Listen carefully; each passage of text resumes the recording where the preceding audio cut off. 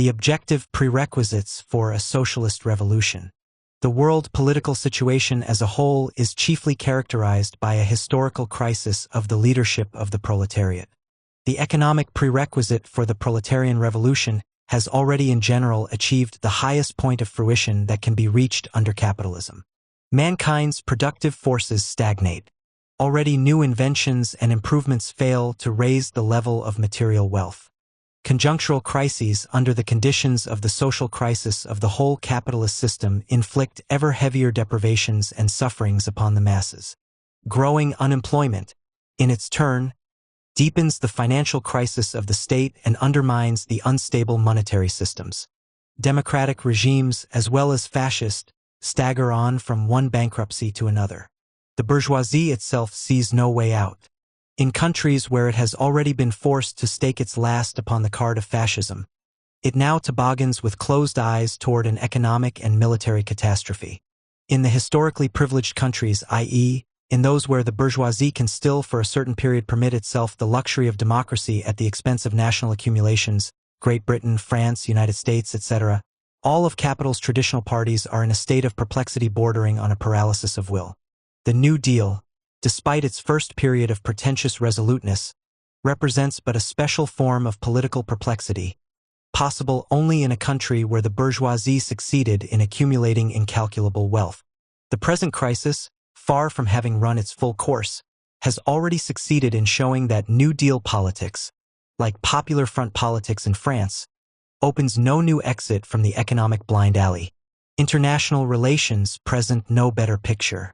Under the increasing tension of capitalist disintegration, imperialist antagonisms reach an impasse at the height of which separate clashes and bloody local disturbances, Ethiopia, Spain, the Far East, Central Europe, must inevitably coalesce into a conflagration of world dimensions. The bourgeoisie, of course, is aware of the mortal danger to its domination represented by a new war. But that class is now immeasurably less capable of averting war than on the eve of 1914. All talk to the effect that historical conditions have not yet ripened for socialism is the product of ignorance or conscious deception. The objective prerequisites for the proletarian revolution have not only ripened, they have begun to get somewhat rotten. Without a socialist revolution, in the next historical period at that, a catastrophe threatens the whole culture of mankind. The turn is now to the proletariat, i.e., chiefly to its revolutionary vanguard. The historical crisis of mankind is reduced to the crisis of the revolutionary leadership. The proletariat and its leadership, the economy, the state, the politics of the bourgeoisie and its international relations are completely blighted by a social crisis, characteristic of a pre-revolutionary state of society. The chief obstacle in the path of transforming the pre-revolutionary into a revolutionary state is the opportunist character of proletarian leadership, its petty bourgeois cowardice before the big bourgeoisie and its perfidious connection with it even in its death agony. In all countries, the proletariat is racked by a deep disquiet. The multimillioned masses again and again enter the road of revolution. But each time they are blocked by their own conservative bureaucratic machines. The Spanish proletariat has made a series of heroic attempts since April 1931 to take power in its hands and guide the fate of society. However, its own parties, Social Democrats, Stalinists, anarchists, Poyumists, each in its own way acted as a brake and thus prepared Franco's triumphs. In France, the great wave of sit-down strikes, particularly during June 1936, revealed the wholehearted readiness of the proletariat to overthrow the capitalist system. However, the leading organizations, socialists, Stalinists, syndicalists, under the label of the Popular Front succeeded in canalizing and damming, at least temporarily, the revolutionary stream. The unprecedented wave of sit-down strikes and the amazingly rapid growth of industrial unionism in the United States, the CIO, is the most indisputable expression of the instinctive striving of the American workers to raise themselves to the level of the tasks imposed on them by history. But here, too, the leading political organizations, including the newly created CIO, do everything possible to keep in check and paralyze the revolutionary pressure of the masses. The definite passing over of the Comintern to the side of bourgeois order, its cynically counter-revolutionary role throughout the world, particularly in Spain, France, the United States, and other democratic countries, created exceptional supplementary difficulties for the world proletariat. Under the banner of the October Revolution, the conciliatory politics practiced by the People's Front doomed the working class to impotence and clear the road for fascism. People's fronts on the one hand, fascism on the other. These are the last political resources of imperialism in the struggle against the proletarian revolution. From the historical point of view, however, both these resources are stopgaps. The decay of capitalism continues under the sign of the Phrygian cap in France as under the sign of the swastika in Germany. Nothing short of the overthrow of the bourgeoisie can open a road out. The orientation of the masses is determined first by the objective conditions of decaying capitalism, and second, by the treacherous politics of the old workers' organizations. Of these factors, the first, of course, is the decisive one. The laws of history are stronger than the bureaucratic apparatus. No matter how the methods of the social betrayers differ, from the social legislation of Blum to the judicial frame-ups of Stalin, they will never succeed in breaking the revolutionary will of the proletariat. As time goes on, their desperate efforts to hold back the wheel of history will demonstrate more clearly to the masses that the crisis of the proletarian leadership, having become the crisis in mankind's culture, can be resolved only by the Fourth International, the minimum program and the transitional program. The strategic task of the next period, pre-revolutionary period of agitation, propaganda and organization, consists in overcoming the contradiction between the maturity of the objective revolutionary conditions and the immaturity of the proletariat and its vanguard, the confusion and disappointment of the older generation, the inexperience of the younger generation. It is necessary to help the masses in the process of the daily struggle to find the bridge between present demand and the socialist program of the revolution. This bridge should include a system of transitional demands, stemming from today's conditions and from today's consciousness of wide layers of the working class and unalterably leading to one final conclusion: the conquest of power by the proletariat. Classical social democracy, functioning in an epoch of progressive capitalism, divided its program into two parts independent of each other. The minimum program, which limited itself to reforms within the framework of bourgeois society, and the maximum program, which promised substitution of socialism for capitalism in the indefinite future. Between the minimum and the maximum program, no bridge existed. And indeed, social democracy has no need of such a bridge, since the word socialism is used only for holiday speechifying. The Comintern has set out to follow the path of social democracy in an epoch of decaying capitalism, when, in general, there can be no discussion of systematic social reforms and the raising of masses' living standards, when every serious demand of the proletariat and even every serious demand of the petty bourgeoisie inevitably reaches beyond the limits of capitalist property relations and of the bourgeois state. The strategic task of the Fourth International lies not in reforming capitalism but in its overthrow. Its political aim is the conquest of power by the proletariat for the purpose of expropriating the bourgeoisie. However, the achievement of this strategic task is unthinkable without the most considered attention to all, even small and partial, questions of tactics. All sections of the proletariat, all its layers, occupations, and groups should be drawn into the revolutionary movement. The present epoch is distinguished not for the fact that it frees the Revolutionary Party from day-to-day work, but because it permits this work to be carried on indissolubly with the actual tasks of the revolution. The Fourth International does not discard the program of the old minimal demands to the degree to which these have preserved at least part of their vital forcefulness. Indefatigably, it defends the democratic rights and social conquests of the workers. But it carries on this day-to-day work within the framework of the correct actual, that is, revolutionary perspective. Insofar as the old, partial, minimal demands of the masses clash with the destructive and degrading tendencies of decadent capitalism, and this occurs at each step, the Fourth International advances a system of transitional demands, the essence of which is contained in the fact that ever more openly and decisively they will be directed against the very bases of the bourgeois regime. The old, minimal program is superseded by the transitional program, the task of which lies in systematic mobilization of the masses for the proletarian revolution. Sliding scale of wages and sliding scale of hours. Under the conditions of disintegrating capitalism, the masses continue to live the meagerized life of the oppressed, threatened now more than at any other time with the danger of being cast into the pit of pauperism. They must defend their mouthful of bread, if they cannot increase or better it. There is neither the need nor the opportunity to enumerate here those separate, partial demands which time and again arise on the basis of concrete circumstances, national, local, trade union. But two basic economic afflictions, in which is summarized the increasing absurdity of the capitalist system, that is, unemployment and high prices, demand generalized slogans and methods of struggle. The Fourth International declares uncompromising war on the politics of the capitalists which, to a considerable degree, like the politics of their agents, the reformists, aims to place the whole burden of militarism, the crisis, the disorganization of the monetary system and all other scourges stemming from capitalism's death agony upon the backs of the toilers. The Fourth International demands employment and decent living conditions for all. Neither monetary inflation nor stabilization can serve as slogans for the proletariat because these are but two ends of the same stick.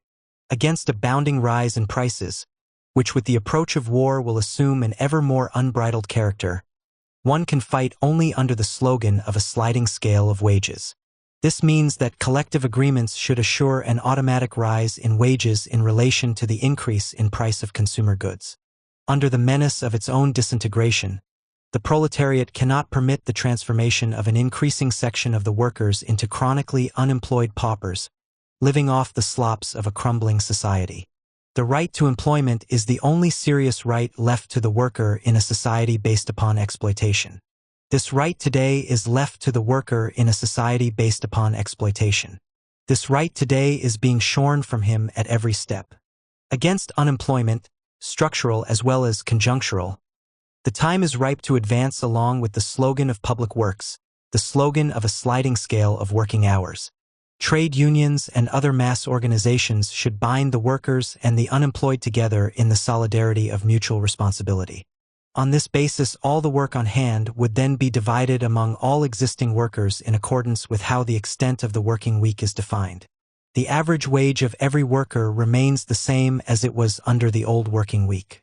Wages, under a strictly guaranteed minimum, would follow the movement of prices. It is impossible to accept any other program for the present catastrophic period. Property owners and their lawyers will prove the unrealizability of these demands. Smaller, especially ruined capitalists, in addition will refer to their account ledgers. The workers categorically denounce such conclusions and references. The question is not one of a normal collision between opposing material interests. The question is one of guarding the proletariat from decay, demoralization, and ruin. The question is one of life or death of the only creative and progressive class, and by that token of the future of mankind. If capitalism is incapable of satisfying the demands inevitably arising from the calamities generated by itself, then let it perish. Realizability or unrealizability is in the given instance a question of the relationship of forces, which can be decided only by the struggle. By means of this struggle, no matter what immediate practical successes may be, the workers will best come to understand the necessity of liquidating capitalist slavery. Trade unions in the transitional epoch. In the struggle for partial and transitional demands, the workers now more than ever before need mass organizations, principally trade unions. The powerful growth of trade unionism in France and the United States is the best refutation of the preachments of those ultra-left doctrinaires who have been teaching that trade unions have outlived their usefulness. The Bolshevik-Leninist stands in the frontline trenches of all kinds of struggles, even when they involve only the most modest material interests or democratic rights of the working class. He takes active part in mass trade unions for the purpose of strengthening them and raising their spirit of militancy. He fights uncompromisingly against any attempt to subordinate the unions to the bourgeois state and bind the proletariat to compulsory arbitration and every other form of police guardianship, not only fascist but also democratic. Only on the basis of such work within the trade unions is successful struggle possible against the reformists, including those of the Stalinist bureaucracy. Sectarian attempts to build or preserve small revolutionary unions, as a second edition of the party, signify in actuality the renouncing of the struggle for leadership of the working class. It is necessary to establish this firm rule.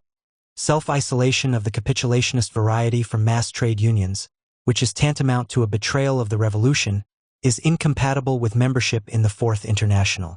At the same time, the Fourth International resolutely rejects and condemns trade union fetishism, equally characteristic of trade unionists and syndicalists. Trade unions do not offer, and in line with their task, composition, and manner of recruiting membership, cannot offer a finished revolutionary program. In consequence, they cannot replace the party. The building of national revolutionary parties as sections of the Fourth International is the central task of the transitional epoch. Trade unions, even the most powerful, embrace no more than 20 to 25% of the working class, and at that, predominantly the more skilled and better paid layers. The more oppressed majority of the working class is drawn only episodically into the struggle during a period of exceptional upsurges in the labor movement. During such moments, it is necessary to create organizations ad hoc, embracing the whole fighting mass.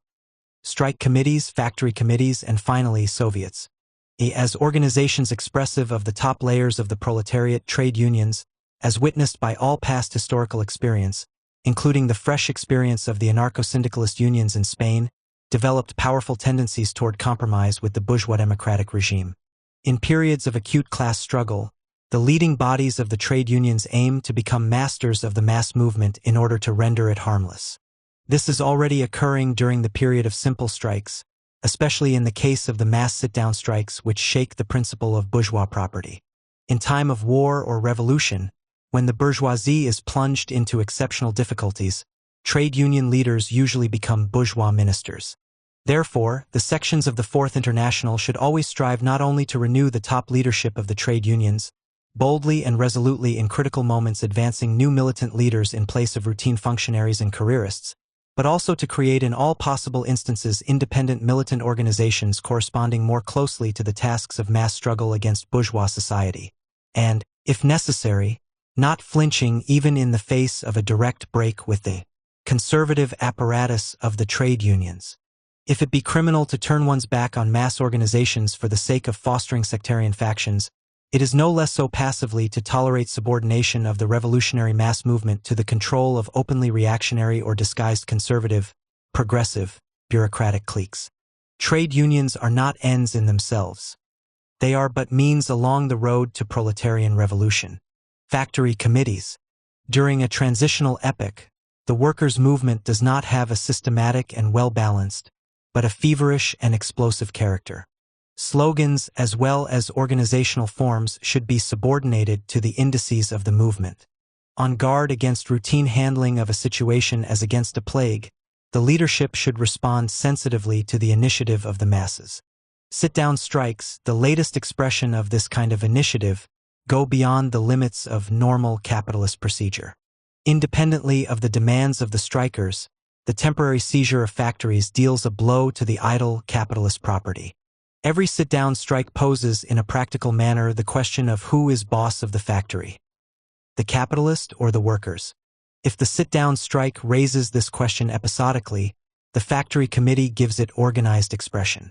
Elected by all the factory employees, the factory committee immediately creates a counterweight to the will of the administration.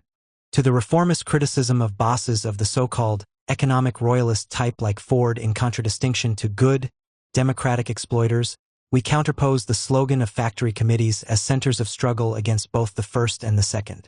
Trade union bureaucrats will, as a general rule, resist the creation of factory committees, just as they resist every bold step along the road of mobilizing the masses. However, the wider the sweep of the movement, the easier will it be to break this resistance. Where the closed shop has already been instituted in peaceful times, the committee will formally coincide with the usual organ of the trade union, but will renew its personnel and widen its functions. The prime significance of the committee, however, lies in the fact that it becomes the militant staff for such working-class layers, as the trade union is usually incapable of moving to action. It is precisely from these more oppressed layers that the most self-sacrificing battalions of the revolution will come. From the moment that the committee makes its appearance, a factual dual power is established in the factory. By its very essence, it represents the transitional state, because it includes in itself two irreconcilable regimes, the capitalist and the proletarian. The fundamental significance of factory committees is precisely contained in the fact that they open the doors, if not to a direct revolutionary, then to a pre-revolutionary period, between the bourgeois and the proletarian regimes. That the propagation of the factory committee idea is neither premature nor artificial is amply attested to by the waves of sit-down strikes spreading through several countries. New waves of this type will be inevitable in the immediate future. It is necessary to begin a campaign in favor of factory committees in time in order not to be caught unawares. Business secrets and workers' control of industry. Liberal capitalism, based upon competition and free trade, has completely receded into the past. Its successor, monopolistic capitalism, not only does not mitigate the anarchy of the market, but on the contrary imparts to it a particularly convulsive character.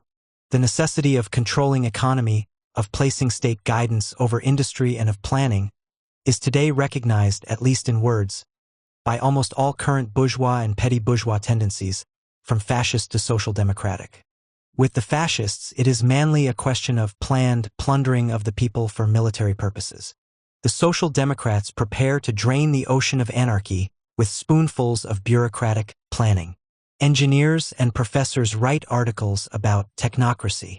In their cowardly experiments in regulation, democratic governments run head-on into the invincible sabotage of big capital. The actual relationship existing between the exploiters and the democratic controllers is best characterized by the fact that the gentlemen reformers stop short in pious trepidation before the threshold of the trusts and their business secrets. Here the principle of non-interference with business dominates. The accounts kept between the individual capitalist and society remain the secret of the capitalist. They are not the concern of society. The motivation offered for the principle of business secrets is ostensibly, as in the epoch of liberal capitalism, that of free competition. In reality, the trusts keep no secrets from one another. The business secrets of the present epoch are part of a persistent plot of monopoly capitalism against the interests of society. Projects for limiting the autocracy of economic royalists will continue to be pathetic farces as long as private owners of the social means of production can hide from producers and consumers the machinations of exploitation, robbery, and fraud. The abolition of business secrets is the first step toward actual control of industry. Workers no less than capitalists have the right to know the secrets of the factory, of the trust, of the whole branch of industry, of the national economy as a whole. First and foremost, banks, heavy industry, and centralized transport should be placed under an observation glass. The immediate tasks of workers' control should be to explain the debits and credits of society, beginning with individual business undertakings, to determine the actual share of the national income appropriated by individual capitalists and by the exploiters as a whole, to expose the behind-the-scenes deals and swindles of banks and trusts. Finally, to reveal to all members of society that unconscionable squandering of human labor which is the result of capitalist anarchy and the naked pursuit of profits. No office holder of the bourgeois state is in a position to carry out this work, no matter with how great authority one would wish to endow him. All the world was witness to the impotence of President Roosevelt and Premier Blum against the plottings of the 60 or 200 families of their respective nations. To break the resistance of the exploiters, the mass pressure of the proletariat is necessary. Only factory committees can bring about real control of production, calling in as consultants but not as technocrats, specialists sincerely devoted to the people, accountants, statisticians, engineers, scientists, etc. The struggle against unemployment is not to be considered without the calling for a broad and bold organization of public works. But public works can have a continuous and progressive significance for society, as for the unemployed themselves, only when they are made part of a general plan worked out to cover a considerable number of years. Within the framework of this plan, the workers would demand resumption as public utilities of work in private businesses closed as a result of the crisis. Workers' control in such case would be replaced by direct workers' management.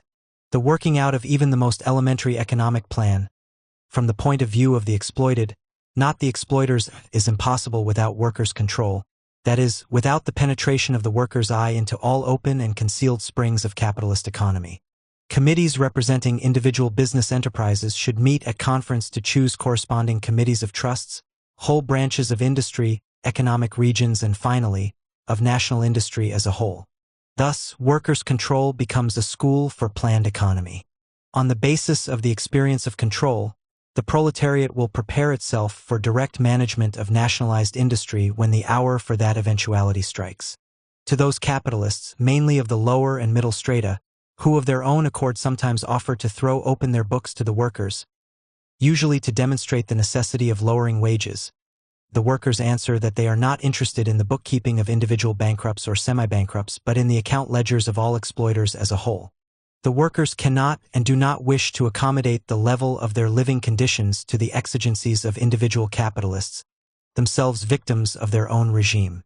The task is one of reorganizing the whole system of production and distribution on a more dignified and workable basis. If the abolition of business secrets be a necessary condition to workers' control, then control is the first step along the road to the socialist guidance of economy. Expropriation of separate groups of capitalists. The socialist program of expropriation, i.e., of political overthrow of the bourgeoisie and liquidation of its economic domination, should in no case during the present transitional period hinder us from advancing, when the occasion warrants, the demand for the expropriation of several key branches of industry vital for national existence or of the most parasitic group of the bourgeoisie. Thus, in answer to the pathetic jeremiads of the gentlemen Democrats anent the dictatorship of the 60 families of the United States or the 200 families of France, we counterpose the demand for the expropriation of those 60 or 200 feudalistic capitalist overlords. In precisely the same way, we demand the expropriation of the corporations holding monopolies on war industries, railroads, the most important sources of raw materials, etc. The difference between these demands and the muddle-headed reformist slogan of nationalization lies in the following. 1. We reject indemnification. 2. We warn the masses against demagogues of the People's Front who, giving lip service to nationalization, remain in reality agents of capital. 3. We call upon the masses to rely only upon their own revolutionary strength. 4. We link up the question of expropriation with that of seizure of power by the workers and farmers. The necessity of advancing the slogan of expropriation in the course of daily agitation in partial form, and not only in our propaganda in its more comprehensive aspects, is dictated by the fact that different branches of industry are on different levels of development, occupy a different place in the life of society, and pass through different stages of the class struggle. Only a general revolutionary upsurge of the proletariat can place the complete expropriation of the bourgeoisie on the order of the day. The task of transitional demands is to prepare the proletariat to solve this problem. Expropriation of the private banks and statization of the credit system. Imperialism means the domination of finance capital. Side by side with the trusts and syndicates, and very frequently rising above them, the banks concentrate in their hands the actual command over the economy. In their structure, the banks express in a concentrated form the entire structure of modern capital. They combine tendencies of monopoly with tendencies of anarchy. They organize the miracles of technology, giant enterprises, mighty trusts, and they also organize high prices, crises, and unemployment. It is impossible to take a single serious step in the struggle against monopolistic despotism and capitalistic anarchy, which supplement one another in their work of destruction, if the commanding posts of banks are left in the hands of predatory capitalists. In order to create a unified system of investments and credits, along a rational plan corresponding to the interests of the entire people, it is necessary to merge all the banks into a single national institution. Only the expropriation of the private banks and the concentration of the entire credit system in the hands of the state will provide the latter with the necessary actual, i.e., material resources, and not merely paper and bureaucratic resources, for economic planning. The expropriation of the banks in no case implies the expropriation of bank deposits. On the contrary, the single state bank will be able to create much more favorable conditions for the small depositors than could the private banks. In the same way, only the state bank can establish for farmers, tradesmen, and small merchants conditions of favorable, that is, cheap credit. Even more important, however, is the circumstance that the entire economy, first and foremost large-scale industry and transport directed by a single financial staff, will serve the vital interests of the workers and all other toilers. However, the statization of the banks will produce these favorable results only if the state power itself passes completely from the hands of the exploiters into the hands of the toilers. The picket line, defense guards/workers' militia, and the arming of the proletariat. Sit-down strikes are a serious warning from the masses addressed not only to the bourgeoisie but also to the organizations of the workers, including the Fourth International. In 1919–20, the Italian workers seized factories on their own initiative, thus signaling the news to their leaders of the coming of the social revolution. The leaders paid no heed to the signal. The victory of fascism was the result. Sit-down strikes do not yet mean the seizure of factories in the Italian manner, but they are a decisive step toward such seizures. The present crisis can sharpen the class struggle to an extreme point and bring nearer the moment of denouement. But that does not mean that a revolutionary situation comes on at one stroke. Actually, its approach is signalized by a continuous series of convulsions. One of these is the wave of sit-down strikes. The problem of the sections of the Fourth International is to help the proletarian vanguard understand the general character and tempo of our epoch and to fructify in time the struggle of the masses with ever more resolute and organizational measures. The sharpening of the proletariat struggle means the sharpening of the methods of counterattack on the part of capital. New waves of sit-down strikes can call forth and undoubtedly will call forth resolute countermeasures on the part of the bourgeoisie. Preparatory work is already being done by the confidential staffs of big trusts. Woe to the revolutionary organizations. Woe to the proletariat if it is again caught unawares. The bourgeoisie is nowhere satisfied with the official police and army. In the United States, even during peaceful times, the bourgeoisie maintains militarized battalions of scabs and privately armed thugs in factories. To this must now be added the various groups of American Nazis. The French bourgeoisie at the first approach of danger mobilized semi-legal and illegal fascist detachments, including such as are in the army. No sooner does the pressure of the English workers once again become stronger than immediately the fascist bands are doubled, trebled, increased tenfold to come out in bloody march against the workers. The bourgeoisie keeps itself most accurately informed about the fact that in the present epoch the class struggle irresistibly tends to transform itself into civil war. The examples of Italy, Germany, Austria, Spain, and other countries taught considerably more to the magnates and lackeys of capital than to the official leaders of the proletariat. The politicians of the Second and Third Internationals, as well as the bureaucrats of the trade unions, consciously close their eyes to the bourgeoisie's private army. Otherwise, they could not preserve their alliance with it for even 24 hours. The reformists systematically implant in the minds of the workers the notion that the sacredness of democracy is best guaranteed when the bourgeoisie is armed to the teeth and the workers are unarmed. The duty of the Fourth International is to put an end to such slavish polices once and for all. The petty bourgeois democrats, including social democrats, Stalinists, and anarchists, yell louder about the struggle against fascism the more cravenly they capitulate to it in actuality. Only armed workers' detachments, who feel the support of tens of millions of toilers behind them, can successfully prevail against the fascist bands. The struggle against fascism does not start in the liberal editorial office but in the factory, and ends in the street.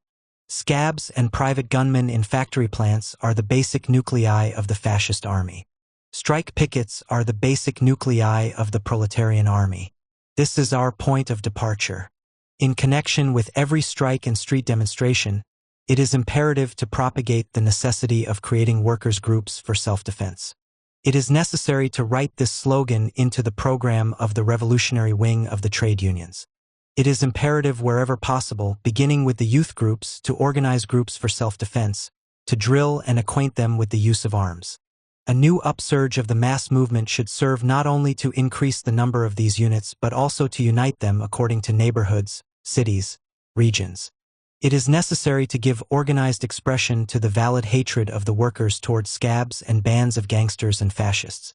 It is necessary to advance the slogan of a workers' militia as the one serious guarantee for the inviolability of workers' organizations, meetings, and press.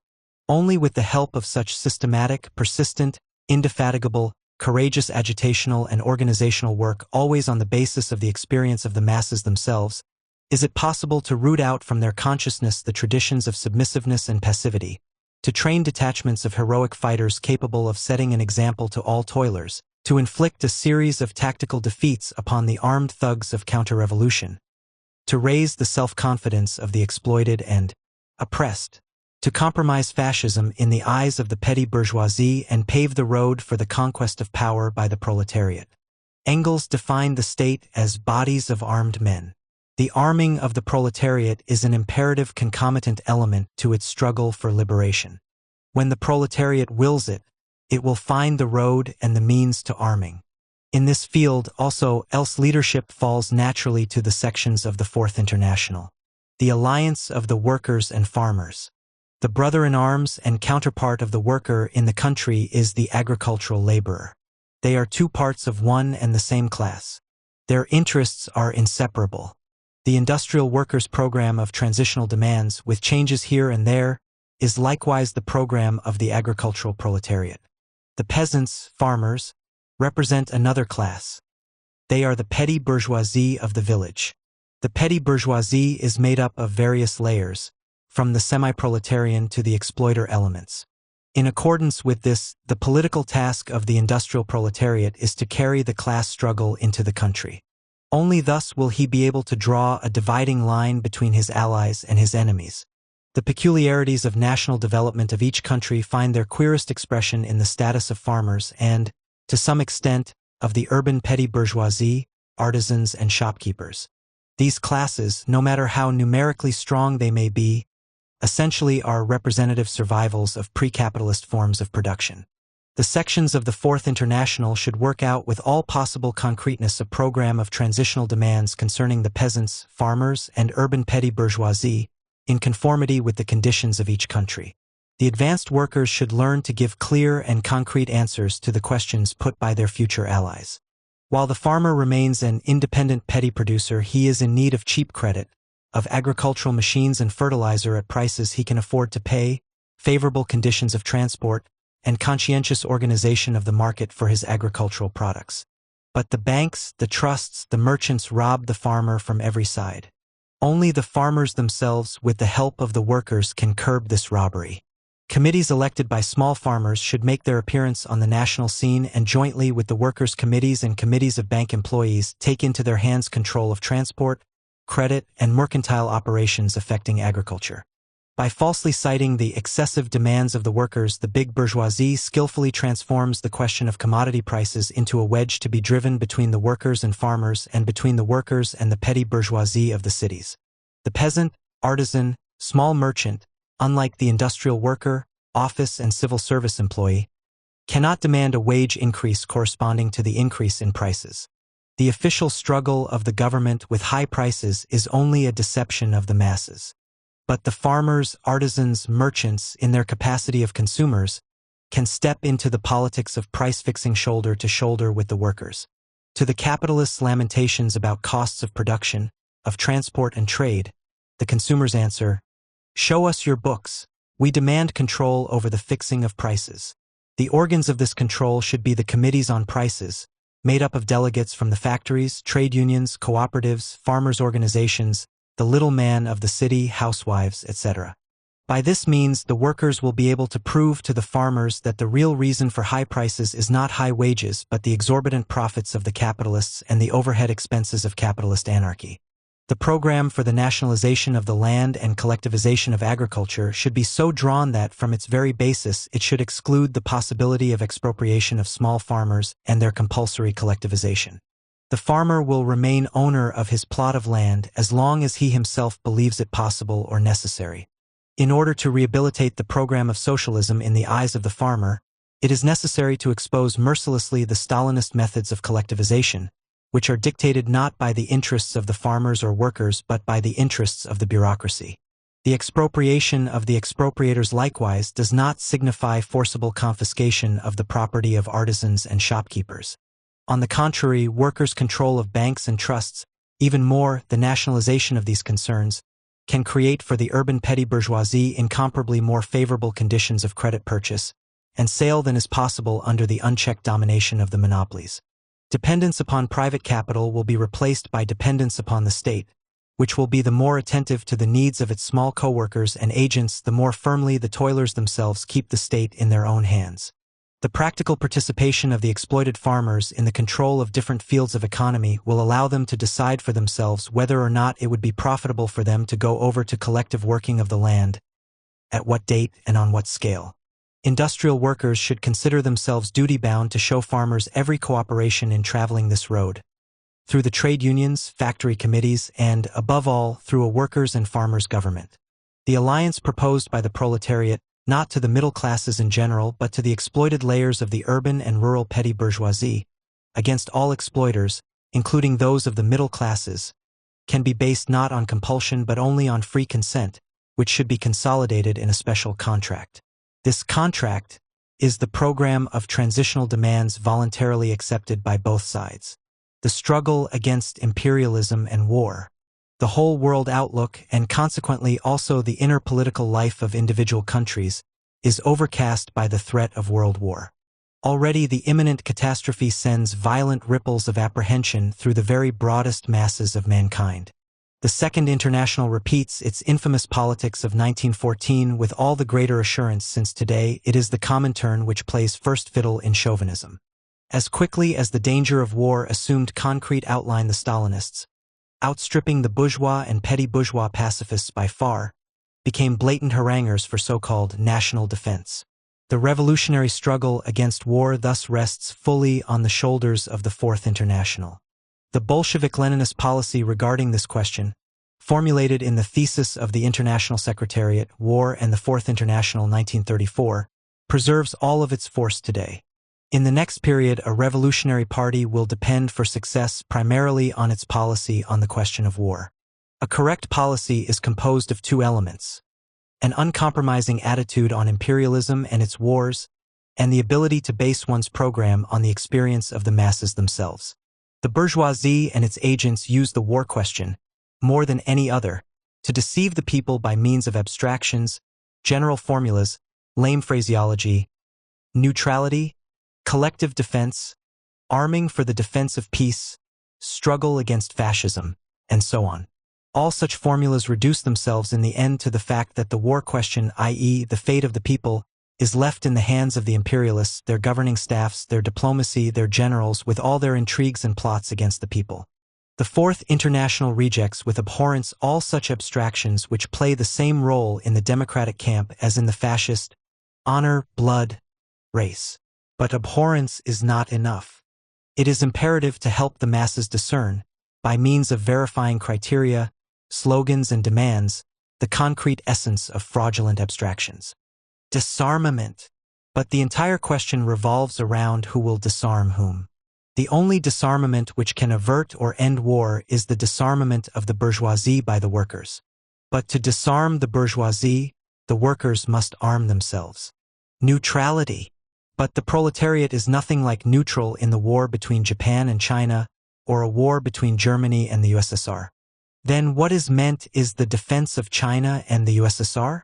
Of course. But not by the imperialists who will strangle both China and the USSR. Defense of the fatherland? But by this abstraction, the bourgeoisie understands the defense of its profits and plunder. We stand ready to defend the fatherland from foreign capitalists if we first bind our own capitalists hand and foot and hinder them from attacking foreign fatherlands. If the workers and the farmers of our country become its real masters, if the wealth of the country be transferred from the hands of a tiny minority to the hands of the people, if the army becomes a weapon of the exploited instead of the exploiters, it is necessary to interpret these fundamental ideas by breaking them up into more concrete and partial ones, dependent upon the course of events and the orientation of thought of the masses. In addition, it is necessary to differentiate strictly between the pacifism of the diplomat, professor, journalist, and the pacifism of the carpenter, agricultural worker, and the charwoman. In one case, pacifism is a screen for imperialism. In the other, it is the confused expression of distrust in imperialism. When the small farmer or worker speaks about the defense of the fatherland, he means defense of his home, his family, and other similar families from invasion, bombs, and poison gas. The capitalist and his journalist understand by the defense of the fatherland the seizure of colonies and markets, the predatory increase of the national share of world income. Bourgeois pacifism and patriotism are shot through with deceit. In the pacifism and even patriotism of the oppressed, there are elements which reflect on the one hand a hatred of destructive war, and on the other a clinging to what they believe to be their own good elements which we must know how to seize upon in order to draw the requisite conclusions. Using these considerations as its point of departure, the Fourth International supports every, even if insufficient, demand, if it can draw the masses to a certain extent into active politics, awaken their criticism and strengthen their control over the machinations of the bourgeoisie. From this point of view, our American section, for example, entirely supports the proposal for establishing a referendum on the question of declaring war. No democratic reform, it is understood, can by itself prevent the rulers from provoking war when they wish it. It is necessary to give frank warning of this. But notwithstanding the illusions of the masses in regard to the proposed referendum, their support of it reflects the distrust felt by workers and farmers for bourgeois government and Congress. Without supporting and without sparing illusions, it is necessary to support with all possible strength the progressive distrust of the exploited toward the exploiters. The more widespread the movement for the referendum becomes, the sooner will the bourgeois pacifists move away from it, the more completely will the betrayers of the Comintern be compromised, the more acute will distrust of the imperialists become.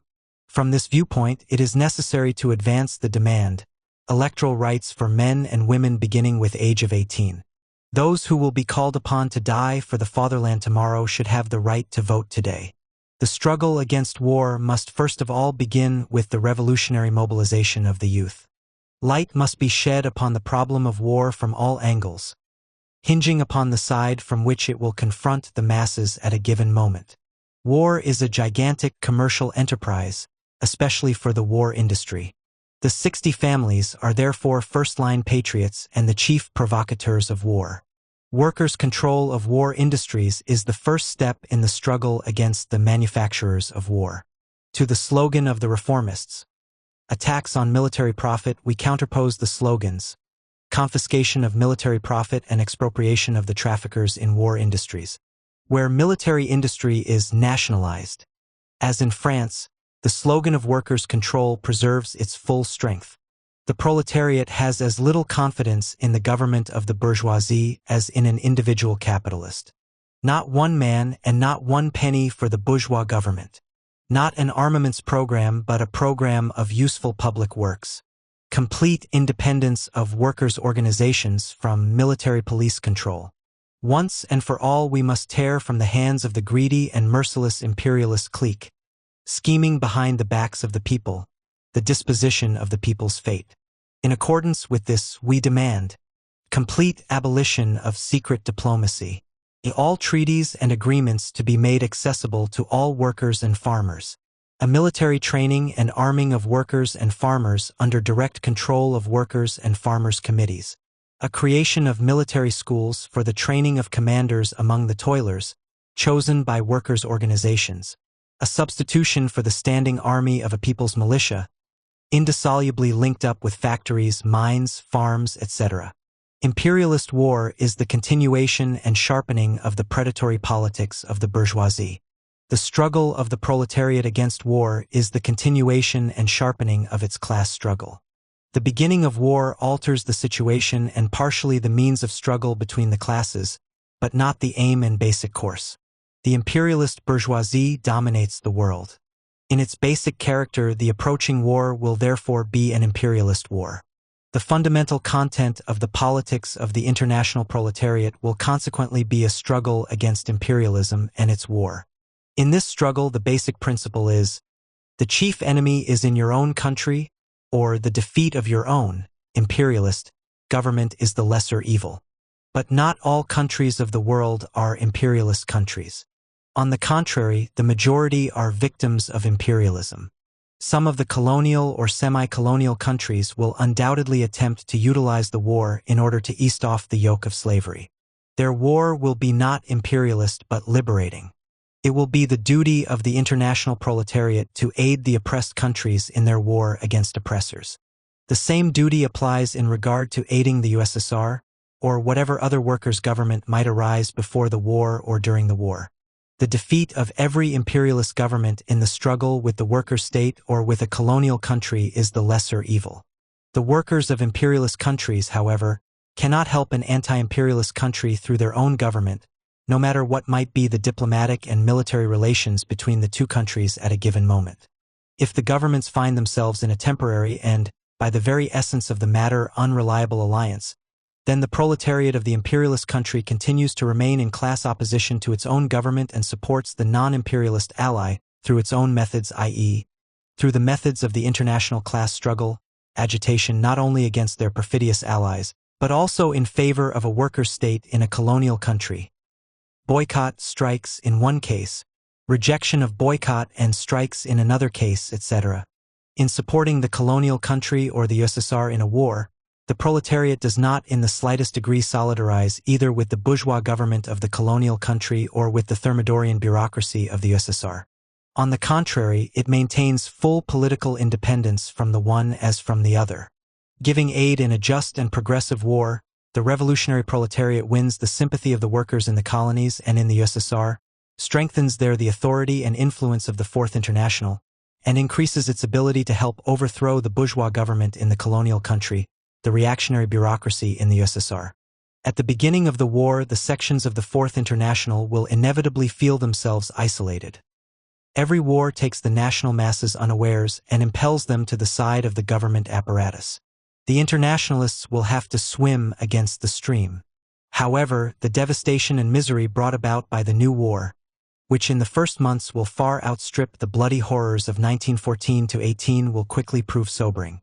The discontents of the masses and their revolt will grow by leaps and bounds. The sections of the Fourth International will be found at the head of the revolutionary tide. The program of transitional demands will gain burning actuality. The problem of the conquest of power by the proletariat will loom in full stature. Before exhausting or drowning mankind in blood, capitalism befouls the world atmosphere with the poisonous vapors of national and race hatred. Anti-Semitism today is one of the most malignant convulsions of capitalism's death agony. An uncompromising disclosure of the roots of race prejudice and all forms and shades of national arrogance and chauvinism, particularly anti-Semitism, should become part of the daily work of all sections of the Fourth International, as the most important part of the struggle against imperialism and war. Our basic slogan remains, "Workers of the world unite. Workers and farmers government." This formula, workers and farmers government, first appeared in the agitation of the Bolsheviks in 1917 and was definitely accepted after the October Revolution. In the final instance, it represented nothing more than the popular designation for the already established dictatorship of the proletariat. The significance of this designation comes mainly from that it underscored the idea of an alliance between the proletariat and the peasantry upon which the Soviet power rests. When the Comintern of the Epigones tried to revive the formula buried by history of the democratic dictatorship of the proletariat and peasantry, it gave to the formula of the workers and peasants government a completely different, purely democratic, i.e. bourgeois content, counterposing it to the dictatorship of the proletariat. The Bolshevik Leninists resolutely rejected the slogan of the workers and peasants government in the bourgeois democratic version. They affirmed then and affirm now that when the party of the proletariat refuses to step beyond bourgeois democratic limits, its alliance with the peasantry is simply turned into a support for capital, as was the ease with the Mensheviks and the social revolutionaries in 1917, with the Chinese Communist Party in 1925-27, and as is now the ease with the People's Front in Spain, France, and other countries. From April to September 1917, the Bolsheviks demanded that the SRs and Mensheviks break with the liberal bourgeoisie and take power into their own hands. Under this provision, the Bolshevik Party promised the Mensheviks and the SRs, as the petty bourgeois representatives of the worker and peasants, its revolutionary aid against the bourgeoisie, categorically refusing, however, either to enter into the government of the Mensheviks and SRs or to carry political responsibility for it. If the Mensheviks and SRs had actually broke with the cadets, liberals, and with foreign imperialism, then the workers and peasants government created by them could only have hastened and facilitated the establishment of the dictatorship of the proletariat.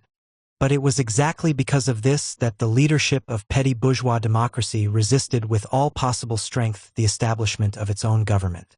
The experience of Russia demonstrated, and the experience of Spain and France once again confirms, that even under very favorable conditions the parties of petty bourgeois democracy, SRs, Social Democrats, Stalinists, anarchists, are incapable of creating a government of workers and peasants, that is, a government independent of the bourgeoisie.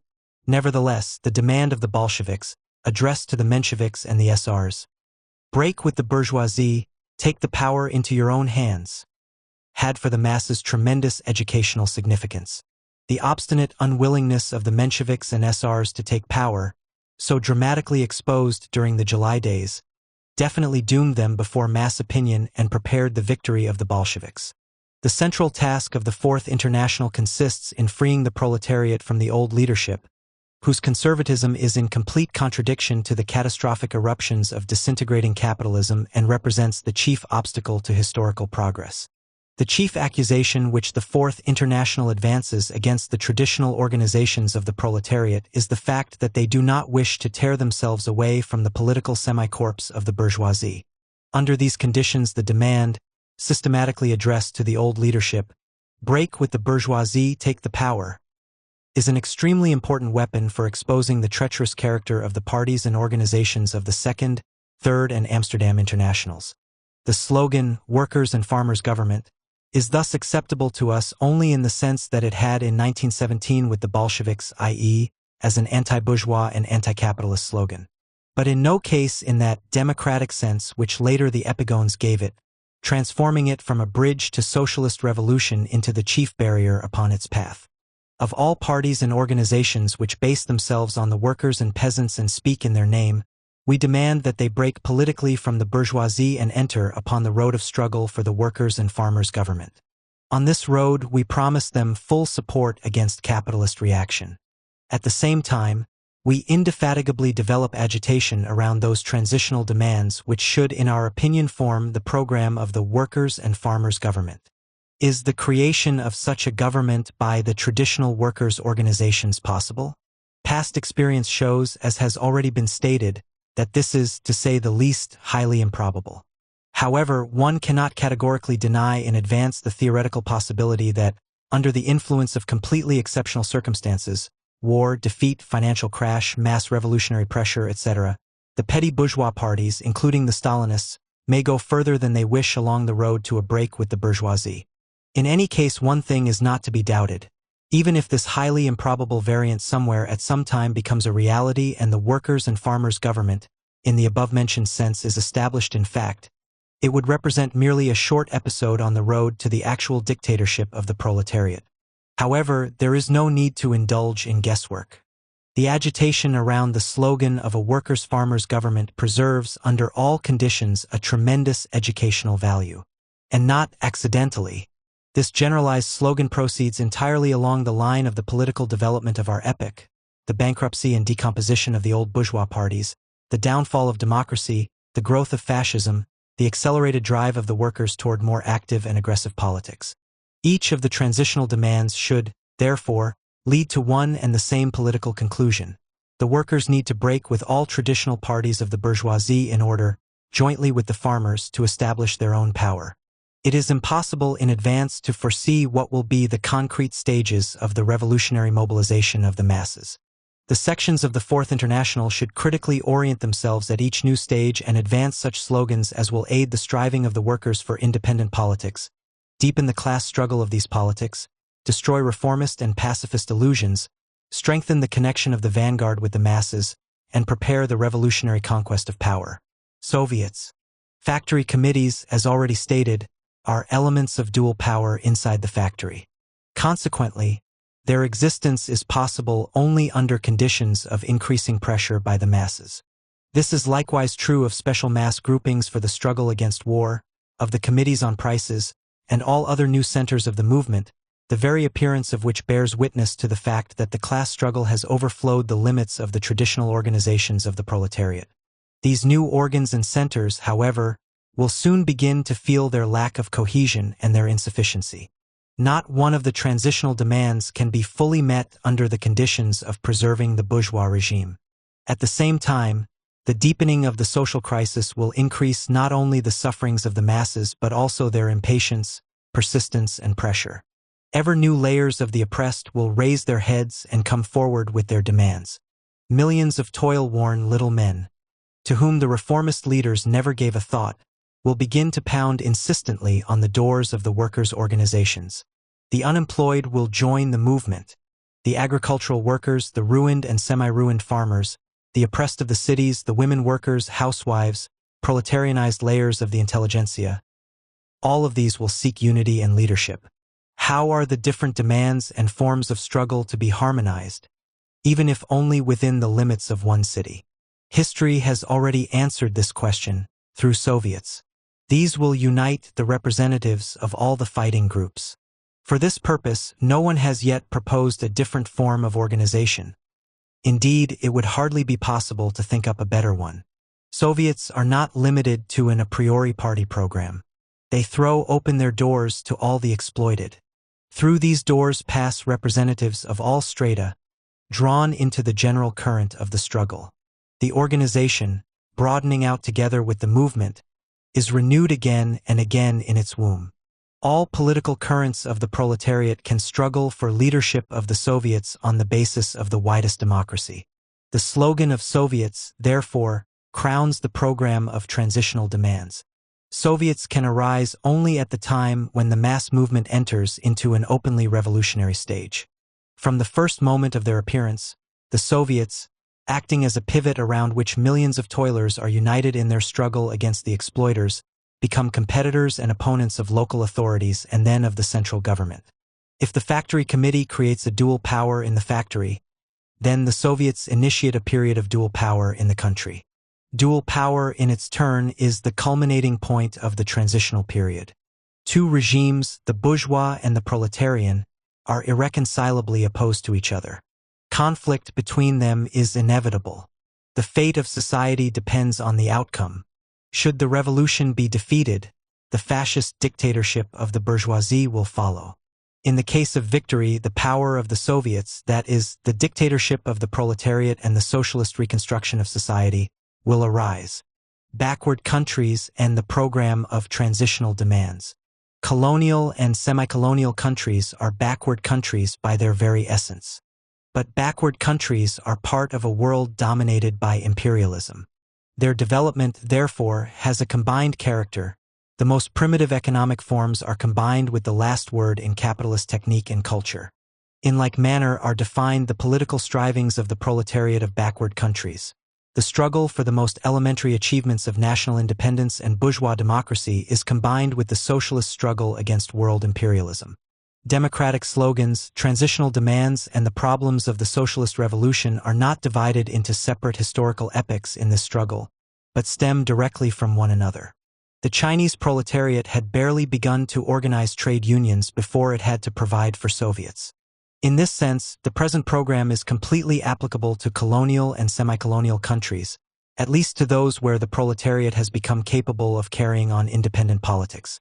The central task of the colonial and semi-colonial countries is the agrarian revolution, i.e., liquidation of feudal heritages, and national independence, i.e., the overthrow of the imperialist yoke. Both tasks are closely linked with each other. It is impossible merely to reject the democratic program. It is imperative that in the struggle the masses outgrow it. The slogan for a national or constituent assembly preserves its full force for such countries as China or India. This slogan must be indissolubly tied up with the problem of national liberation and agrarian reform. As a primary step, the workers must be armed with this democratic program. Only they will be able to summon and unite the farmers. On the basis of the revolutionary democratic program, it is necessary to oppose the workers to the national bourgeoisie. Then, at a certain stage in the mobilization of the masses under the slogans of revolutionary democracy, Soviets can and should arise.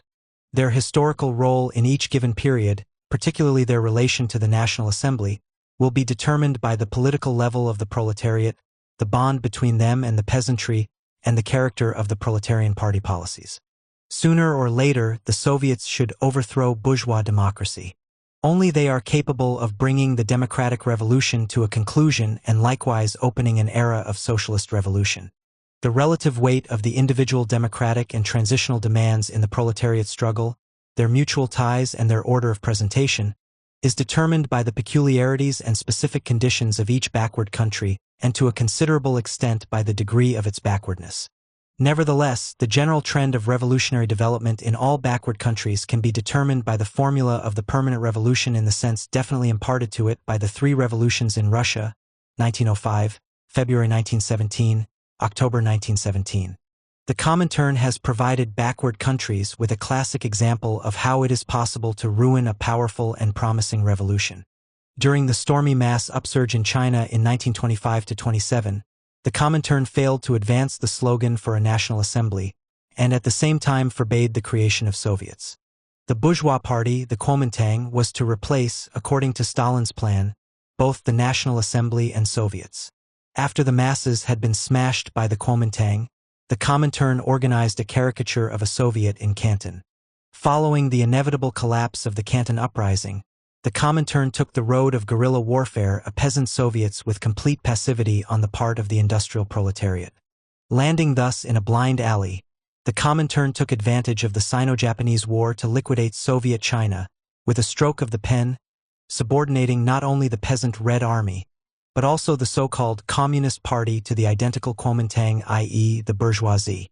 Having betrayed the international proletarian revolution for the sake of friendship with the democratic slave masters, the Comintern could not help betraying simultaneously also the struggle for liberation of the colonial masses, and, indeed, with even greater cynicism than did the Second International before it.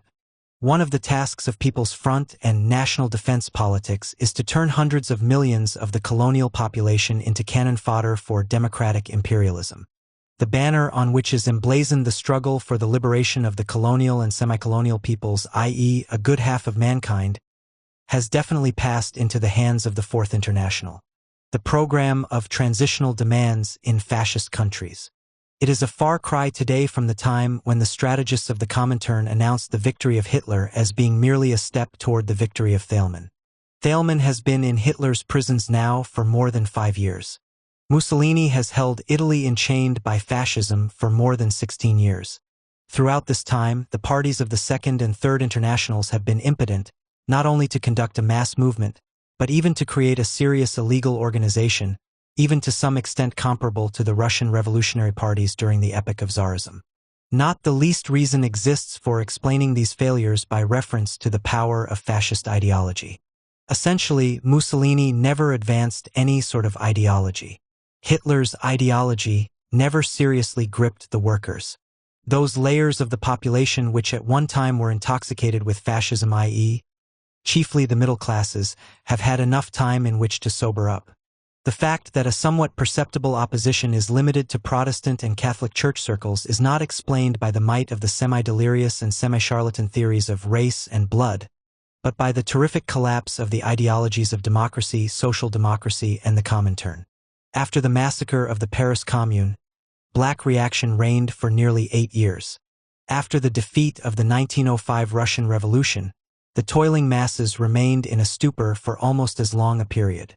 But in both instances the phenomenon was only one of physical defeat, conditioned by the relationship of forces. In Russia, in addition, it concerned an almost virgin proletariat. The Bolshevik faction had at that time not celebrated even its 3rd birthday. It is completely otherwise in Germany, where the leadership came from powerful parties, one of which had existed for 70 years, the other almost 15. Both these parties, with millions of voters behind them, were morally paralyzed before the battle and capitulated without a battle. History has recorded no parallel catastrophe. The German proletariat was not smashed by the enemy in battle. It was crushed by the cowardice, baseness, perfidy of its own parties. Small wonder then that it has lost faith in everything in which it had been accustomed to believe for almost 3 generations. Hitler's victory in turn strengthened Mussolini. The protracted failure of revolutionary work in Spain or Germany is but the reward for the criminal politics of the social democracy and the Comintern. Illegal work needs not only the sympathy of the masses but the conscious enthusiasm of its advanced strata. But can enthusiasm possibly be expected for historically bankrupt organizations? The majority of those who come forth as émigré leaders are either demoralized to the very marrow of their bones, agents of the Kremlin and the GPU, or social democratic ex-ministers, who dream that the workers by some sort of miracle will return them to their lost posts. Is it possible to imagine even for a minute these gentlemen in the role of future leaders of the anti-fascist revolution? And events on the world arena, the smashing of the Austrian workers, the defeat of the Spanish Revolution, the degeneration of the Soviet state, could not give aid to a revolutionary upsurge in Italy and Germany. Since for political information the German and Italian workers depend in great measure upon the radio, it is possible to say with assurance that the Moscow radio station, combining Thermidorian lies with stupidity and insolence, has become the most powerful factor in the demoralization of the workers in the totalitarian states. In this respect, as in others, Stalin acts merely as Goebbels' assistant. At the same time, the class antagonisms which brought about the victory of fascism, continuing their work under fascism too, are gradually undermining it. The masses are more dissatisfied than ever. Hundreds and thousands of self-sacrificing workers, in spite of everything, continue to carry on revolutionary mole work. A new generation, which has nor directly experienced the shattering of old traditions and high hopes, has come to the fore. Irresistibly, the molecular preparation of the proletarian revolution proceeds beneath the heavy totalitarian tombstone. But, for concealed energy to flare into open revolt, it is necessary that the vanguard of the proletariat find new perspectives, a new program and a new unblemished banner. Herein lies the chief handicap. It is extremely difficult for workers in fascist countries to make a choice of a new program. A program is verified by experience. And it is precisely experience in mass movements which is lacking in countries of totalitarian despotism. It is very likely that a genuine proletarian success in one of the democratic countries will be necessary to give impetus to the revolutionary movement on fascist territory. A similar effect is possible by means of a financial or military catastrophe. At present, it is imperative that primarily propagandistic preparatory work be carried on which will yield large-scale results only in the future. One thing can be stated with conviction even at this point. Once it breaks through, the revolutionary wave in fascist countries will immediately be a grandiose sweep and under no circumstances will stop short at the experiment of resuscitating some sort of Weimar corpse.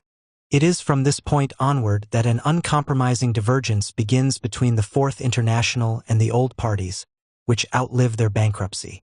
The émigré People's Front is the most malignant and perfidious variety of all possible people's fronts. Essentially, it signifies the impotent longing for coalition with a non-existent liberal bourgeoisie.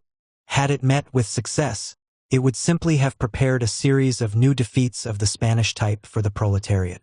A merciless exposure of the theory and practice of the People's Front is therefore the first condition for a revolutionary struggle against fascism.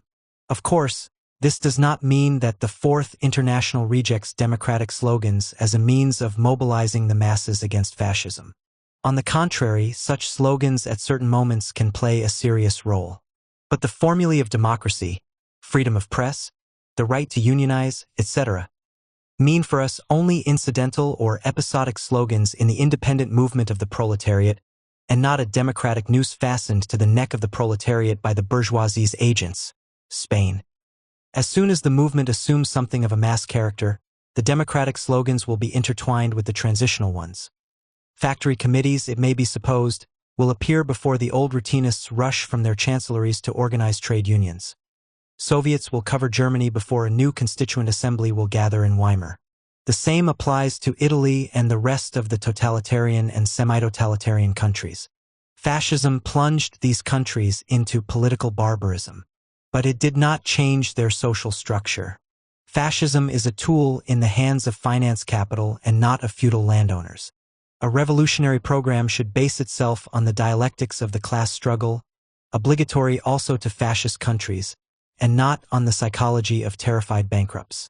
The Fourth International rejects with disgust the ways of political masquerade which impelled the Stalinists, the former heroes of the Third Period, to appear in turn behind the masks of Catholics, Protestants, Jews, German nationalists, liberals, only in order to hide their own unattractive face.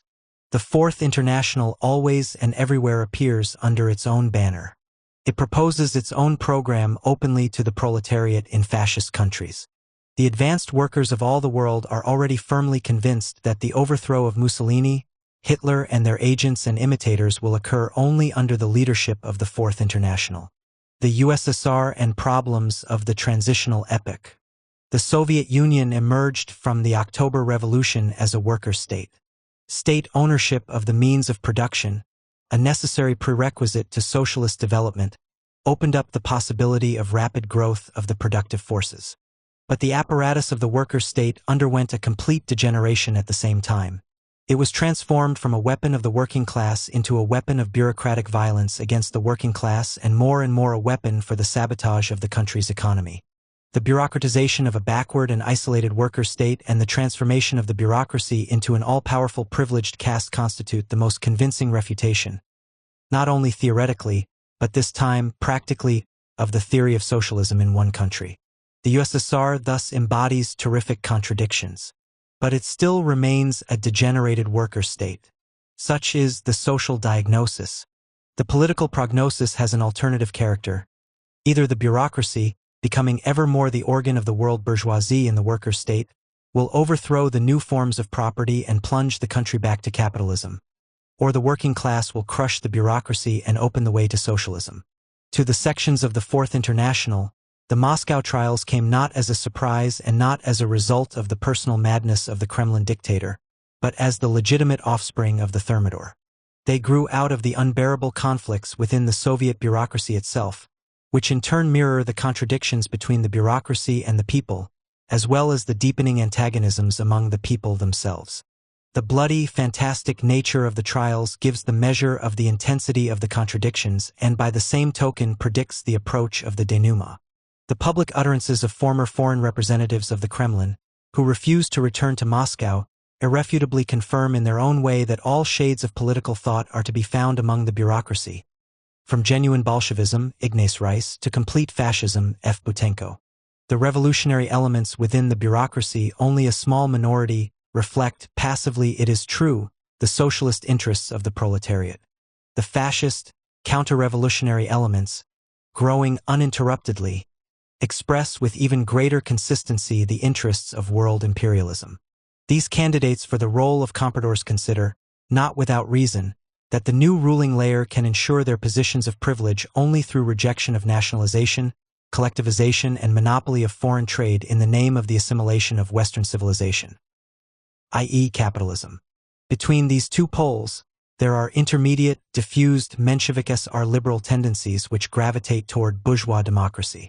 Within the very ranks of that so-called classless society, there unquestionably exist groupings exactly similar to those in the bureaucracy, only less sharply expressed and in inverse proportions.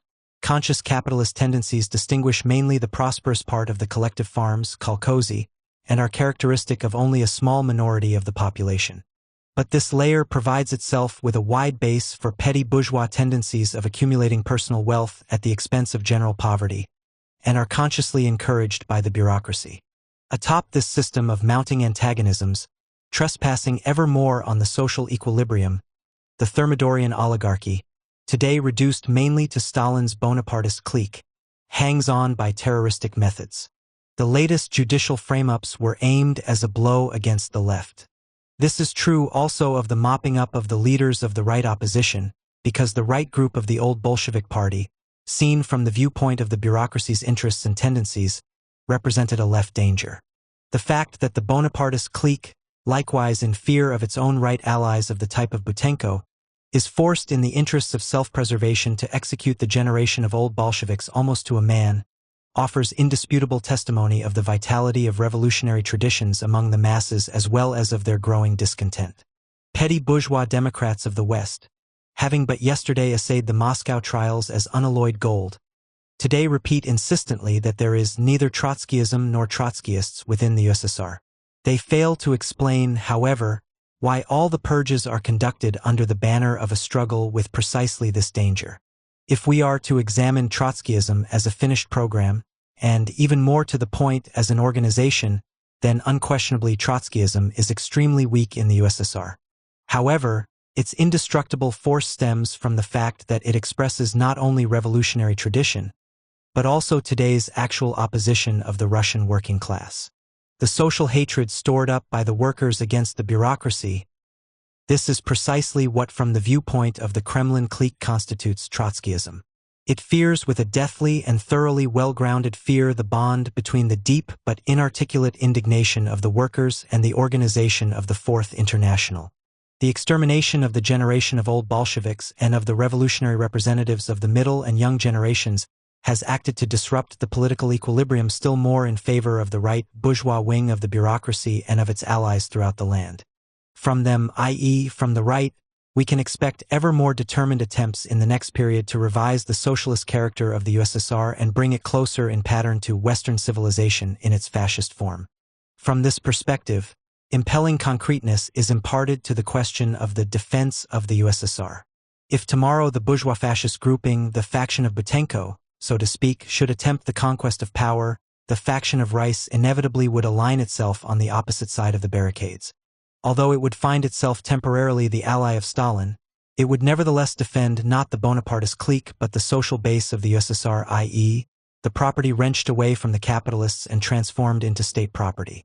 Should the faction of Butenko prove to be in alliance with Hitler, then the faction of Rice would defend the USSR from military intervention, inside the country as well as on the world arena. Any other course would be a betrayal. Although it is thus impermissible to deny in advance the possibility, in strictly defined instances, of a united front with the Thermidorian section of the bureaucracy against open attack by capitalist counter-revolution, the chief political task in the USSR still remains the overthrow of this same Thermidorian bureaucracy. Each day added to its domination helps rot the foundations of the socialist elements of economy and increases the chances for capitalist restoration.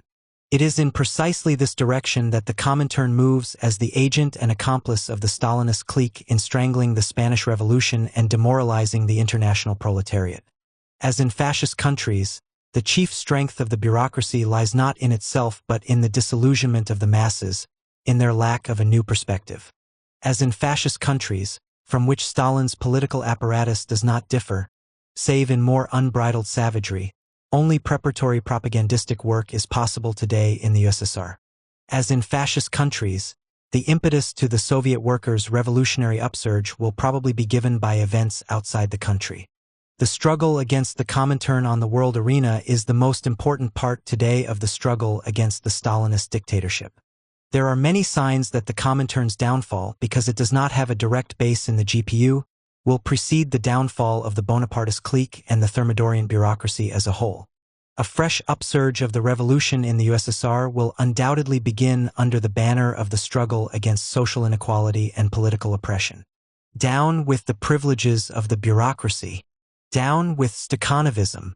Down with the Soviet aristocracy and its ranks and orders. The bureaucracy replaced the Soviets as class organs with the fiction of universal electoral rights, in the style of Hitler Goebbels. It is necessary to return to the Soviets not only their free democratic form but also their class content. As once the bourgeoisie and kulaks were not permitted to enter the Soviets, so now it is necessary to drive the bureaucracy and the new aristocracy out of the Soviets. In the Soviets there is room only for representatives of the workers, rank-and-file collective farmers, peasants, and Red Army men. Democratization of the Soviets is impossible without legalization of Soviet parties. The workers and peasants themselves by their own free vote will indicate what parties they recognize as Soviet parties. A revision of planned economy from top to bottom in the interests of producers and consumers. Factory committees should be returned the right to control production. A democratically organized consumers' cooperative should control the quality and price of products. Reorganization of the collective farms in accordance with the will and in the interests of the workers there engaged. The reactionary international policy of the bureaucracy should be replaced by the policy of proletarian internationalism. The complete diplomatic correspondence of the Kremlin to be published. Down with secret diplomacy. All political trials, staged by the Thermidorian bureaucracy, to be reviewed in the light of complete publicity and controversial openness and integrity. Only the victorious revolutionary uprising of the oppressed masses can revive the Soviet regime and guarantee its further development toward socialism. There is but one party capable of leading the Soviet masses to insurrection, the party of the Fourth International. Down with the bureaucratic gang of Kane-Stalin. Long live Soviet democracy. Long live the international socialist revolution. Against opportunism and unprincipled revisionism. The politics of Léon Blum's party in France demonstrate anew that reformists are incapable of learning anything from even the most tragic lessons of history. French social democracy slavishly copies the politics of German social democracy and goes to meet the same end. Within a few decades, the Second International intertwined itself with the bourgeois democratic regime, became, in fact, a part of it and is rotting away together with it. The Third International has taken to the road of reformism at a time when the crisis of capitalism definitely placed the proletarian revolution on the order of the day. The Comintern's policy in Spain and China today, the policy of cringing before the democratic and national bourgeoisie, demonstrates that the Comintern is likewise incapable of learning anything further or of changing. The bureaucracy, which became a reactionary force in the USSR, cannot play a revolutionary role on the world arena. Anarcho-syndicalism in general has passed through the same kind of evolution. In France, the syndicalist bureaucracy of Léon Jouot has long since become a bourgeois agency in the working class. In Spain, anarcho-syndicalism shook off its ostensible revolutionism and became the fifth wheel in the chariot of bourgeois democracy. Intermediate centrist organizations centered about the London Bureau represent merely left appendages of social democracy or of the Comintern. They have displayed a complete inability to make head or tail of the political situation and draw revolutionary conclusions from it. Their highest point was the Spanish POUM, which under revolutionary conditions proved completely incapable of following a revolutionary line. The tragic defeats suffered by the world proletariat over a long period of years doomed the official organizations to yet greater conservatism and simultaneously sent disillusioned petty bourgeois, revolutionists, in pursuit of new ways. As always during epochs of reaction and decay, quacks and charlatans appear on all sides, desirous of revising the whole course of revolutionary thought. Instead of learning from the past, they reject it. Some discover the inconsistency of Marxism, others announce the downfall of Bolshevism. There are those who put responsibility upon revolutionary doctrine for the mistakes and crimes of those who betrayed it, others who curse the medicine because it does not guarantee an instantaneous and miraculous cure. The more daring promise to discover a panacea and, in anticipation, recommend the halting of the class struggle. A good many prophets of new morals are preparing to regenerate the labor movement with the help of ethical homeopathy. The majority of these apostles have succeeded in becoming themselves moral invalids before arriving on the field of battle. Thus, under the aspect of new ways, old recipes, long since buried in the archives of pre-Marxian socialism, are offered to the proletariat. The Fourth International declares uncompromising war on the bureaucracies of the Second, Third, Amsterdam and anarcho-syndicalist internationals, as on their centrist satellites. On reformism without reforms, democracy in alliance with the GPU, pacifism without peace, anarchism in the service of the bourgeoisie, on revolutionists who live in deathly fear of revolution. All of these organizations are not pledges for the future, but decayed survivals of the past. The Fourth International does not search after and does not invent panaceas. It takes its stand completely on Marxism as the only revolutionary doctrine that enables one to understand reality, unearth the cause behind the defeats and consciously prepare for victory. The Fourth International continues the tradition of Bolshevism, which first showed the proletariat how to conquer power. The Fourth International sweeps away the quacks, charlatans, and unsolicited teachers of morals. In a society based upon exploitation, the highest moral is that of the social revolution. All methods are good which raise the class consciousness of the workers, their trust in their own forces, their readiness for self-sacrifice in the struggle. The impermissible methods are those which implant fear and submissiveness in the oppressed before their oppressors, which crush the spirit of protest and indignation or substitute for the will of the masses the will of the leaders. For conviction, compulsion. For an analysis of reality, demagogy and frame-up. That is why social democracy, prostituting Marxism and Stalinism, the antithesis of Bolshevism, are both mortal enemies of the proletarian revolution and its morals.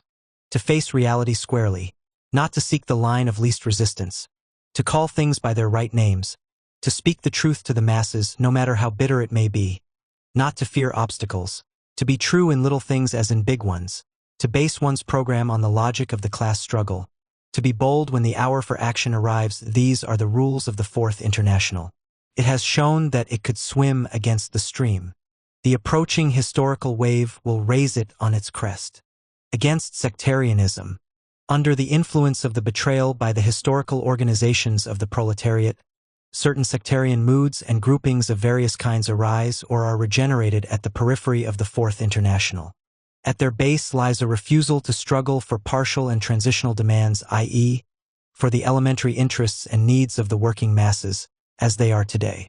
Preparing for the revolution means to the sectarians convincing themselves of the superiority of socialism.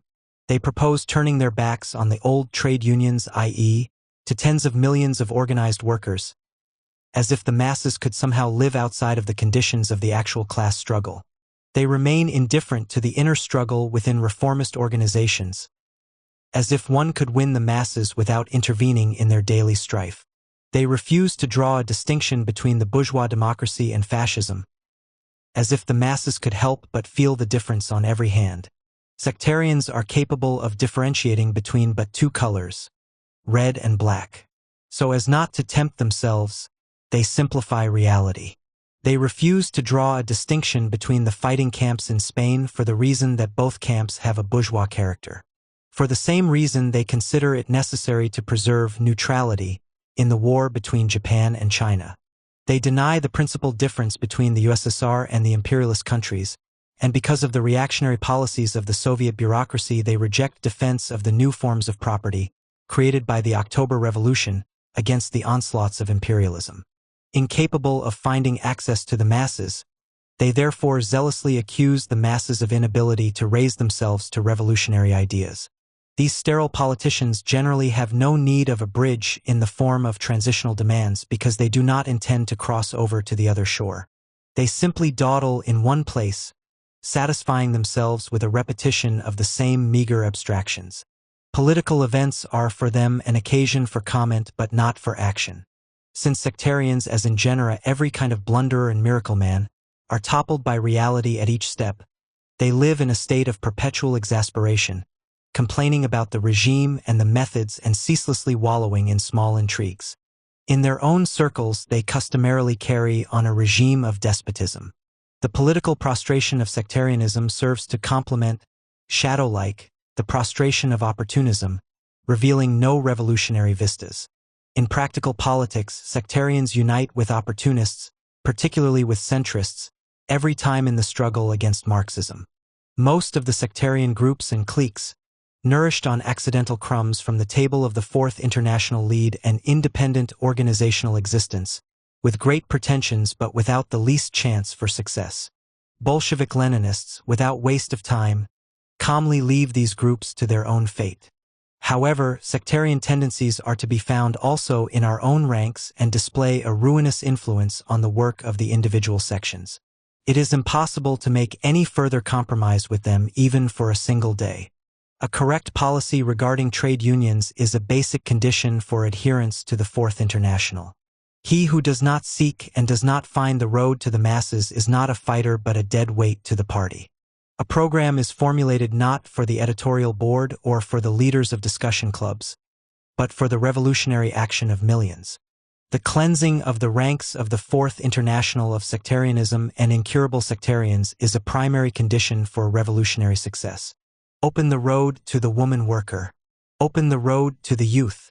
The defeat of the Spanish Revolution engineered by its leaders, the shameful bankruptcy of the People's Front in France, and the exposure of the Moscow juridical swindles, these three facts in their aggregate deal an irreparable blow to the Comintern and, incidentally, grave wounds to its allies, the Social Democrats and anarcho-syndicalists. This does not mean, of course, that the members of these organizations will immediately turn to the Fourth International. The older generation, having suffered terrible defeats, will leave the movement in significant numbers. In addition, the Fourth International is certainly not striving to become an asylum for revolutionary invalids, disillusioned bureaucrats and careerists. On the contrary, against a possible influx into our party of petty bourgeois elements, now reigning in the apparatus of the old organizations, strict preventive measures are necessary. A prolonged probationary period for those candidates who are not workers, especially former party bureaucrats. Prevention from holding any responsible post for the first 3 years, etc.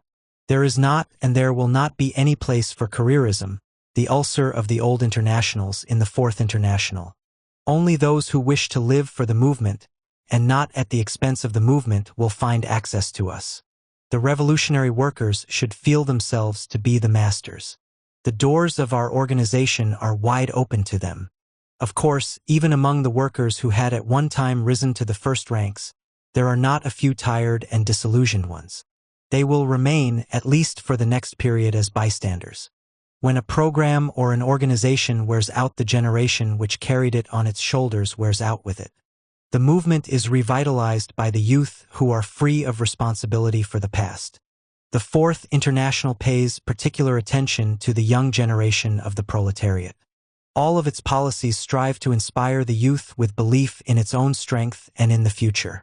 Only the fresh enthusiasm and aggressive spirit of the youth can guarantee the preliminary successes in the struggle. Only these successes can return the best elements of the older generation to the road of revolution. Thus it was, thus it will be. Opportunist organizations by their very nature concentrate their chief attention on the top layers of the working class and therefore ignore both the youth and the women workers. The decay of capitalism, however, deals its heaviest blows to the woman as a wage earner and as a housewife. The sections of the Fourth International should seek bases of support among the most exploited layers of the working class. Consequently, among the women workers. Here they will find inexhaustible stores of devotion, selflessness, and readiness to sacrifice. Down with the bureaucracy and careerism. Open the road to the youth. Turn to the woman worker. These slogans are emblazoned on the banner of the Fourth International. Under the banner of the Fourth International, skeptics ask, but has the moment for the creation of the Fourth International yet arrived? It is impossible, they say, to create an international artificially. It can arise only out of great events, etc., etc. All of these objections merely show that skeptics are no good for the building of a new international. They are good for scarcely anything at all. The Fourth International has already arisen out of great events, the greatest defeats of the proletariat in history. The cause for these defeats is to be found in the degeneration and perfidy of the old leadership. The class struggle does not tolerate an interruption. The Third International, following the Second, is dead for purposes of revolution. Long live the Fourth International, but has the time yet arrived to proclaim its creation? The skeptics are not quieted down. The Fourth International, we answer, has no need of being proclaimed. It exists and it fights. It is weak. Yes, its ranks are not numerous because it is still young. They are as yet chiefly cadres. But these cadres are pledges for the future. Outside these cadres, there does not exist a single revolutionary current on this planet really meriting the name. If our international be still weak in numbers, it is strong in doctrine, program, tradition, in the incomparable tempering of its cadres. Who does not perceive this today, let him in the meantime stand aside. Tomorrow it will become more evident. The Fourth International, already today, is deservedly hated by the Stalinists, social democrats, bourgeois liberals, and fascists. There is not and there cannot be a place for it in any of the people's fronts. It uncompromisingly gives battle to all political groupings tied to the apron strings of the bourgeoisie. Its task, the abolition of capitalism's domination. Its aim, socialism. Its method, the proletarian revolution. Without inner democracy, no revolutionary education. Without discipline, no revolutionary action. The inner structure of the Fourth International is based on the principles of democratic centralism. Full freedom in discussion, complete unity in action. The present crisis in human culture is the crisis in the proletarian leadership. The advanced workers, united in the Fourth International, show their class the way out of the crisis. They offer a program based on international experience in the struggle of the proletariat and of all the oppressed of the world for liberation.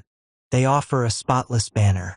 Workers, men and women of all countries, place yourselves under the banner of the Fourth International.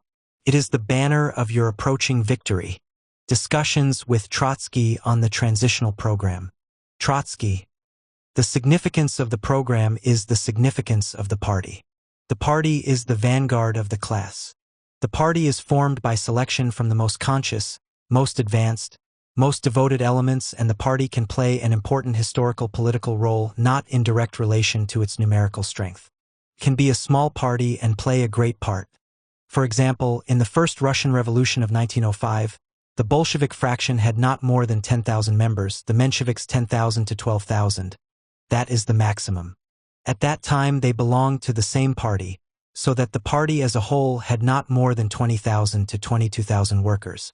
The party guided the Soviets throughout the whole country thanks to correct policy and to cohesion. It can be objected that the difference between the Russians and the Americans or any other old capitalist country was that the Russian proletariat was a totally fresh, virgin proletariat without any tradition of trade unions, conservative reformism. It was a young, fresh, virgin working class which needed direction and looked for this direction, and in spite of the fact that the party as a whole had not more than 20,000 workers, this party guided 23 million workers in the fight. Now, what is the party? In what does the cohesion consist? This cohesion is a common understanding of the events, of the tasks, and this common understanding, that is the program of the party. Just as modern workers more than the barbarian cannot work without tools, so in the party the program is the instrument. Without the program, every worker must improvise his tool, find improvised tools, and one contradicts another. Only when we have the vanguard organized upon the basis of common conceptions, then we can act. One can say that we didn't have a program until this day. Yet we acted. But this program was formulated under different articles, different motions, etc. In this sense, the draft program doesn't presage a new invention. It is not the writing of one man. It is the summation of collective work up until today. But such a summation is absolutely necessary in order to give to the comrades an idea of the situation, a common understanding. Petty bourgeois anarchists and intellectuals are afraid to subscribe to giving a party common ideas, a common attitude. In opposition, they wish moral programs. But for us, this program is the result of common experience. It is not imposed upon anybody, for whoever joins the party does so voluntarily. I believe it is important in this connection to underline what we mean by freedom in contradiction to necessity. It is very often a petty bourgeois conception that we should have a free individuality. It is only a fiction, an error. We are not free. We have no free will in the sense of metaphysical philosophy. When I wish to drink a glass of beer, I act as a free man, but I don't invent the need for beer. That comes from my body. I am only the executor. But insofar as I understand the needs of my body and can satisfy them consciously, then I have the sensation of freedom, freedom through understanding the necessity. Here the correct understanding of the necessity of my body is the only real freedom given to animals in any question, and man is an animal. The same holds true for the class. The program for the class cannot fall from heaven. We can arrive only at an understanding of the necessity. In one case it was my body, in the other it is the necessity of society. The program is the articulation of the necessity that we learn to understand, and since the necessity is the same for all members of the class, we can reach a common understanding of the tasks, and the understanding of this necessity is the program. We can go further and say that the discipline of our party must be very severe, because we are a revolutionary party against a tremendous block of enemies conscious of their interests, and now we are attacked not only by the bourgeoisie but by the Stalinists, the most venomous of the bourgeois agents. Absolute discipline is necessary, but it must come from common understanding. If it is imposed from without, it is a yoke. If it comes from understanding, it is an expression of personality, but otherwise it is a yoke. Then discipline is an expression of my free individuality. It is not opposition between personal will and the party, because I entered of my free will. The program too is on this basis, and this program can be upon a sure political and moral basis only if we understand it very well. Why draft program is not complete? The draft program is not a complete program. We can say that in this draft program there are things which are lacking, and there are things which by their nature don't belong to the program. Things which don't belong to the program are the comments. This program contains not only slogans but also comments and polemics against the adversaries. But it is not a complete program. A complete program should have a theoretical expression of the modern capitalist society in its imperialist stage. The reasons of the crisis, the growth of unemployed, and so on, and in this draft this analysis is briefly summarized only in the first chapter, because we have written about these things in articles, books, and so on. We will write more and better. But for practical purposes, what is said here is enough, because we are all of the same opinion. The beginning of the program is not complete. The first chapter is only a hint and not a complete expression. Also, the end of the program is not complete, because we don't speak here about the social revolution, about the seizure of power by insurrection, the transformation of capitalist society into the dictatorship into the socialist society. This brings the reader only to the doorstep. It is a program for action from today until the beginning of the socialist revolution. And from the practical point of view, what is now the most important is how can we guide the different strata of the proletariat in the direction of the social revolution. I have heard that now the New York comrades are beginning to organize circles with the purpose of not only studying and criticizing the draft program but also elaborating the ways and means in order to present the program to the masses, and I believe that it is the best method which our party can utilize. The program is only the first approximation. It is too general in the sense in which it is presented to the international conference in the next period. It expresses the general tendency of development in the whole world. We have here a short chapter devoted to the semi-colonial and colonial countries. We have here a chapter devoted to the fascist countries, a chapter on the Soviet Union, and so on. It is clear that the general characteristics of the world situation are common because they are all under the pressure of the imperialist economy. But every country has its peculiar conditions, and real live politics must begin with these peculiar conditions in each country and even in each part of the country. That is why a very serious approach to the program is the first duty of every comrade in the United States. There are two dangers in the elaboration of the program. The first is to remain on general abstract lines and to repeat the general slogan without real connection with the trade unions in the locality. That is the direction of sectarian abstraction. I believe that, in the United States, the second danger is the more immediate. I remember it most especially in the matter of militarization, armed pickets, etc. Some comrades were afraid that it is not real for the workers, etc.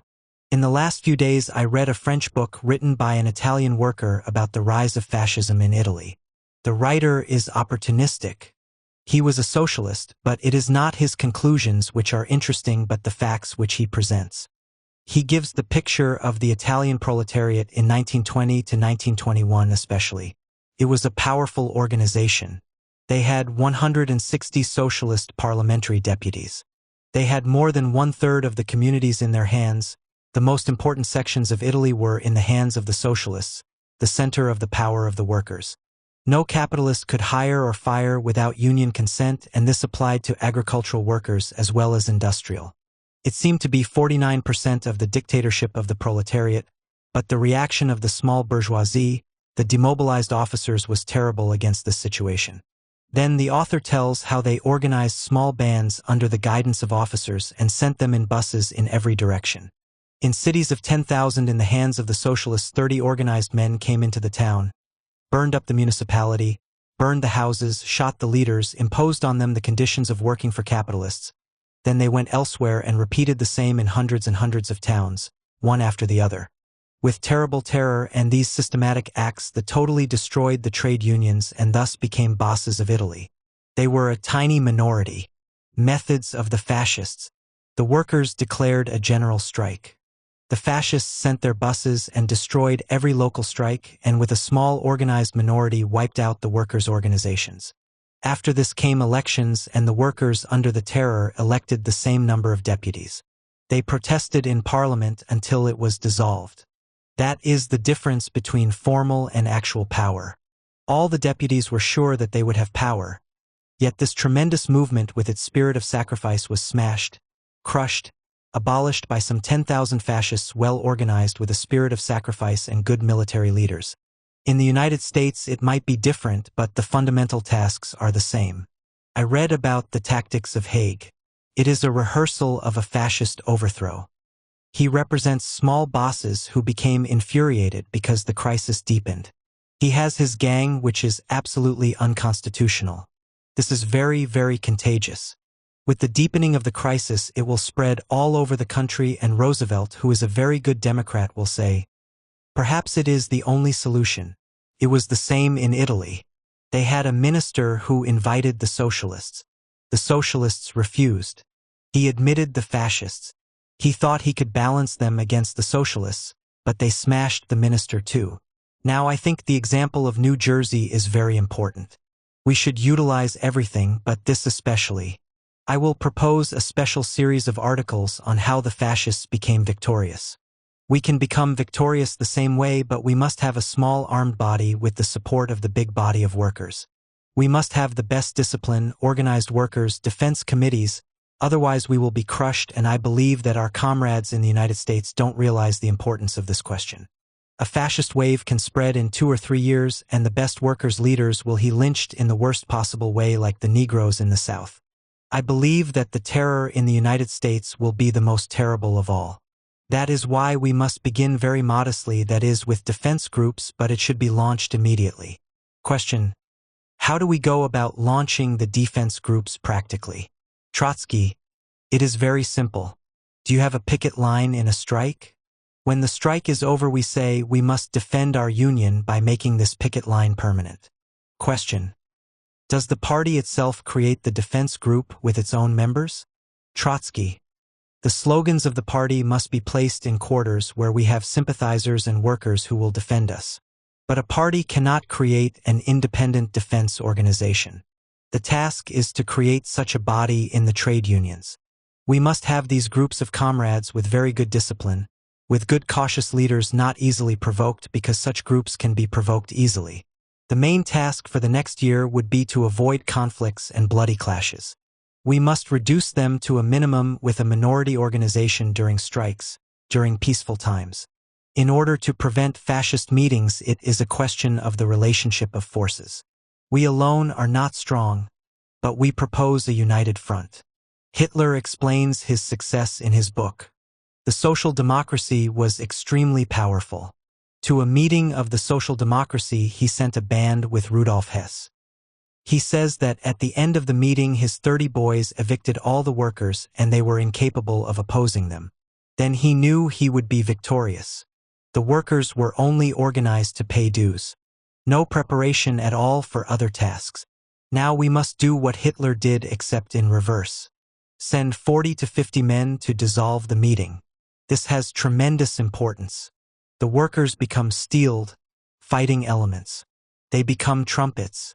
The petty bourgeoisie think these are serious people. Such a success. This has tremendous importance, as so much of the populace is blind, backward, oppressed. They can be aroused only by success. We can only arouse the vanguard, but this vanguard must then arouse the others. That is why I repeat, it is a very important question. In Minneapolis, where we have very skilled, powerful comrades, we can begin and show the entire country. I believe that it would be useful to discuss a little this part of the draft which is not sufficiently developed in our text. It is the general theoretical part. In the last discussion, I remarked that the theoretical part of the program as a general analysis of society is not given completely in this draft, but is replaced by some short hints. On the other side, it does not contain the parts dealing with the revolution, the dictatorship of the proletariat, and the construction of society after the revolution. Only the transition period is covered. We have repeated many times that the scientific character of our activity consists in the fact that we adapt our program not to political conjunctures or the thought or mood of the masses as this mood is today, but we adapt our program to the objective situation as it is represented by the economic class structure of society. The mentality can be backward. Then the political task of the party is to bring the mentality into harmony with the objective facts, to make the workers understand the objective task. But we cannot adapt the program to the backward mentality of the workers. The mentality, the mood is a secondary factor. The prime factor is the objective situation. That is why we have heard these criticisms or these appreciations that some parts of the program do not conform to the situation. Our program must fit objective situation. Everywhere I ask, what should we do? Make our program fit the objective situation or the mentality of the workers. And I believe that this question must be put before every comrade who says that this program is not fit for the American situation. This program is a scientific program. It is based on an objective analysis of the objective situation. It cannot be understood by the workers as a whole. It would be very good if the vanguard would understand it in the next period, and that they would then turn and say to the workers, "You must cave yourselves from fascism." What do we understand by objective situation? Here we must analyze the objective conditions for a social revolution. These conditions are given in the works of Marx Engels and remain in their essence unchanged today.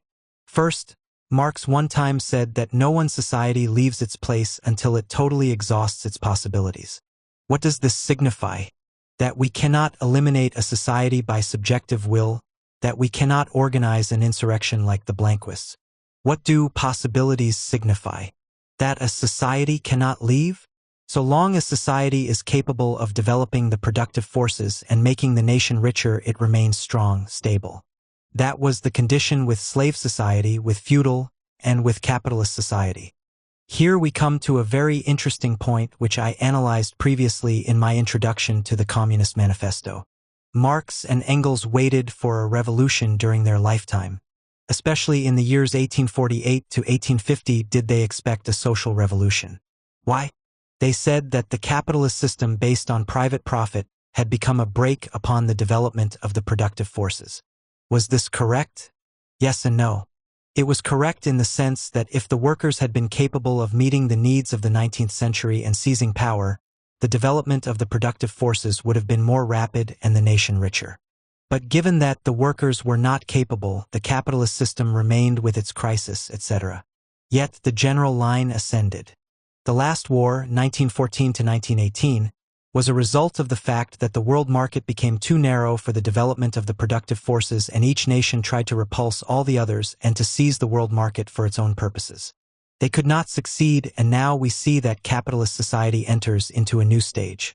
Many say it was a result of the war, but the war was a result of the fact that the society exhausted its possibilities. The war was only an expression of its inability to further expand. We have, after the war, the historic crisis becoming deeper and deeper. Capitalist development everywhere was prosperity and crisis, but the summation of the crises and prosperity was an ascendancy. Beginning with the war, we see the cycles of crisis and prosperity forming a declining line. It signifies now that this society exhausted totally its inner possibilities and must be replaced by a new society, or the old society will go into barbarism, just as the civilization of Greece and Rome, because they had exhausted their possibilities and no class could replace them. 3 requisites for new society. That is the question now, and especially in the United States. The first requisite now for a new society is that the productive forces must be sufficiently developed in order to give birth to a higher. Are the productive forces sufficiently developed for this? Yes, they were developed sufficiently in the 19th century. Not as well as now, but sufficiently. Now, especially in the United States, it would be very easy for a good statistician to prove that if the American productive forces were unleashed, that even now today they could be doubled or tripled.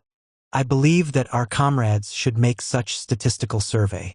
The second condition: there must be a new progressive class which is sufficiently numerous and economically influential in order to impose its will upon society. This class is the proletariat. It must be the majority of the nation, or must have the possibility to lead the majority.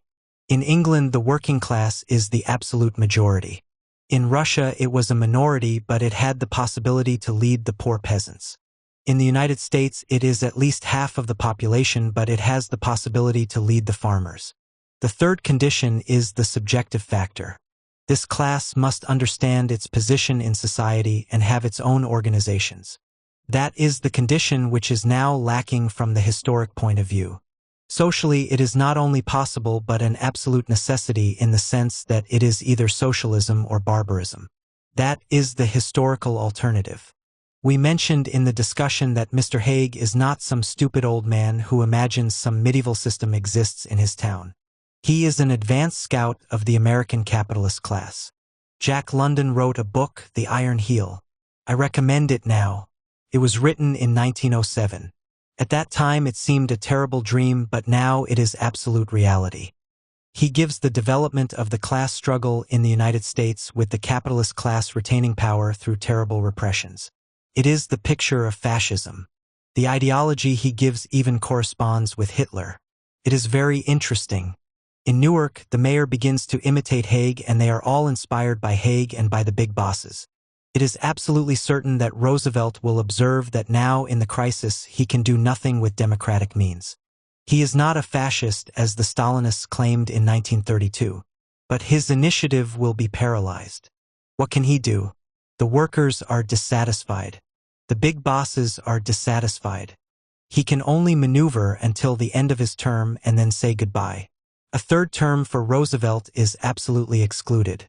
The imitation of the Newark mayor has tremendous importance. In 2 or 3 years you can have a powerful fascist movement of American character. What is Haig? He has nothing to do with Mussolini or Hitler, but he is an American fascist. Why is he aroused?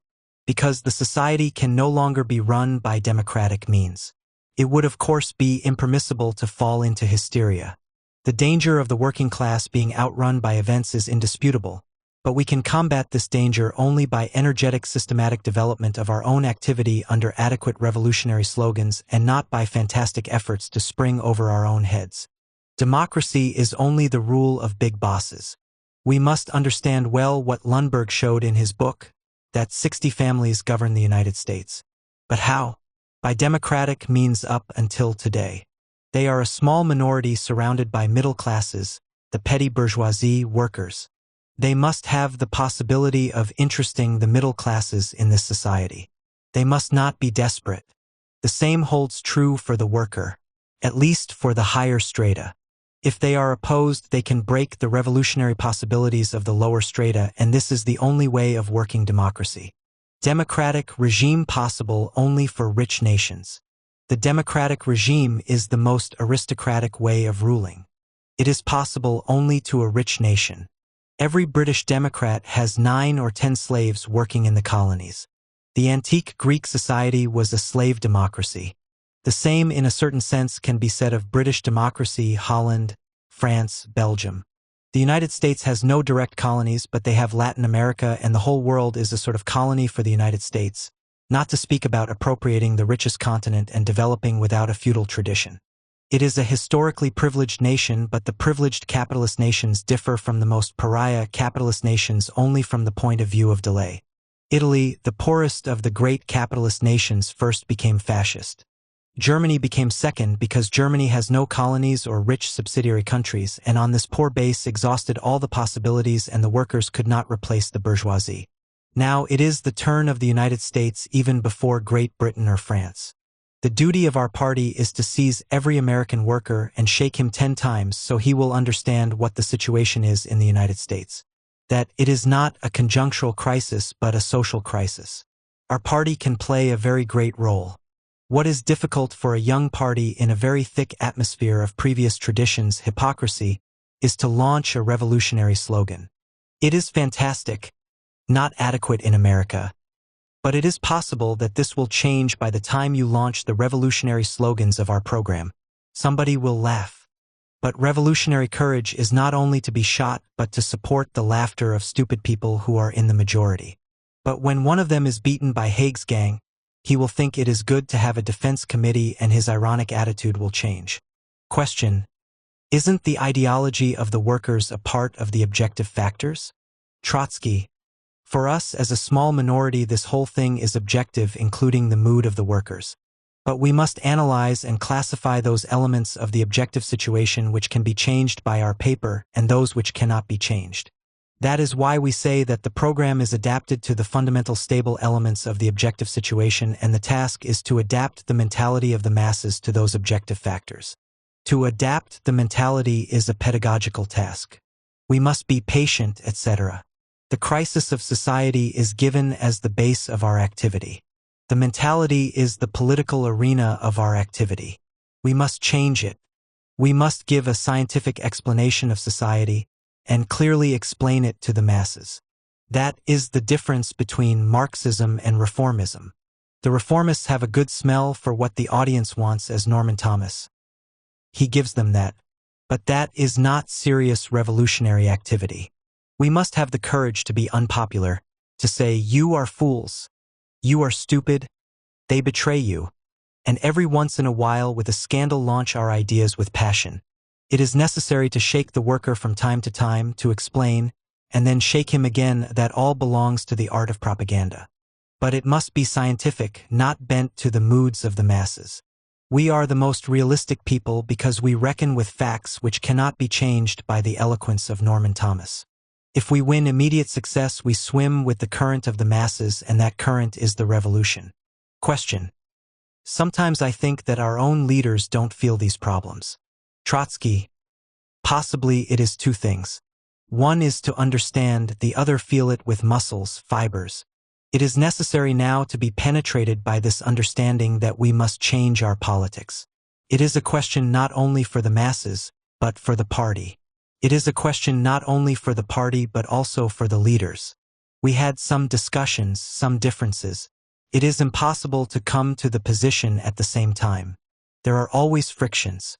They are inevitable and even necessary. It was the reason for this program to provoke this discussion. Question: how much time should we allow for this discussion among the leaders? Trotsky: it is very difficult to say. It will depend on many factors. We cannot allow too of a great deal of time. We must now accomplish this new orientation. It is new and old. It is based on all past activity, but now it opens a new chapter. In spite of errors, frictions, and fights, now a new chapter opens and we must mobilize all our forces upon it in more energetic attitude. What is important when the program is definitely established is to know the slogans very well and to maneuver them skillfully so that in every part of the country everyone uses the same slogans at the same time. 3,000 can make the impression of 15,000 or 50,000. Question: comrades may agree abstractly to this program, but do we have experienced comrades to carry out slogans in the masses? They agree abstractly, but what can I do with the backward workers in my union? Trotsky: our party is a party of the American working class. You must remember that a powerful proletarian movement, not to speak of a powerful proletarian revolution, has not occurred in the United States. In 1917, we didn't have the possibility to win without 1905. My generation was very young. During 12 years, we had a very good chance to understand our defeats and correct them and to win. But even then, we lost again to the new bureaucrats. That is why we cannot see whether our party will directly lead the American working class to victory. It is possible that the American workers, who are patriotic, whose standard of living is high, will have rebellions, strikes. On one side Haig, the other Lewis. That can last for a long period, years and years, and during this time our people will steel themselves, become more sure of themselves, and the workers will say, they are the only people capable of seeing the path. Only war produces war heroes.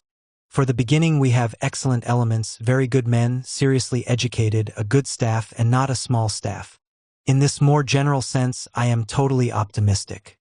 Then I believe that the change in the mentality of the American workers will come at a very speedy rhythm. What to do?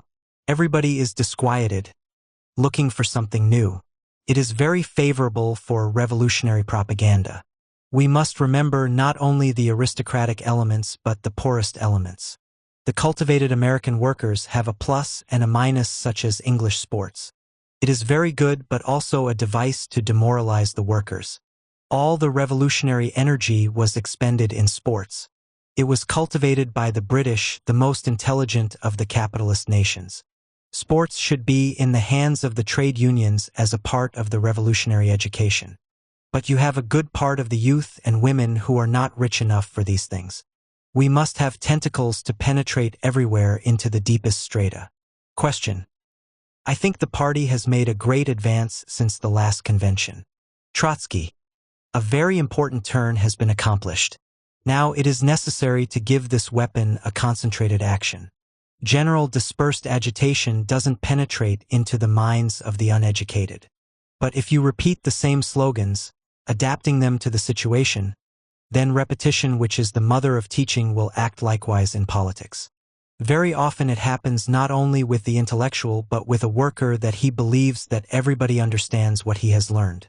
It is necessary to repeat with insistence, to repeat every day and everywhere. That is the task of the draft program, to issue a homogeneous impression.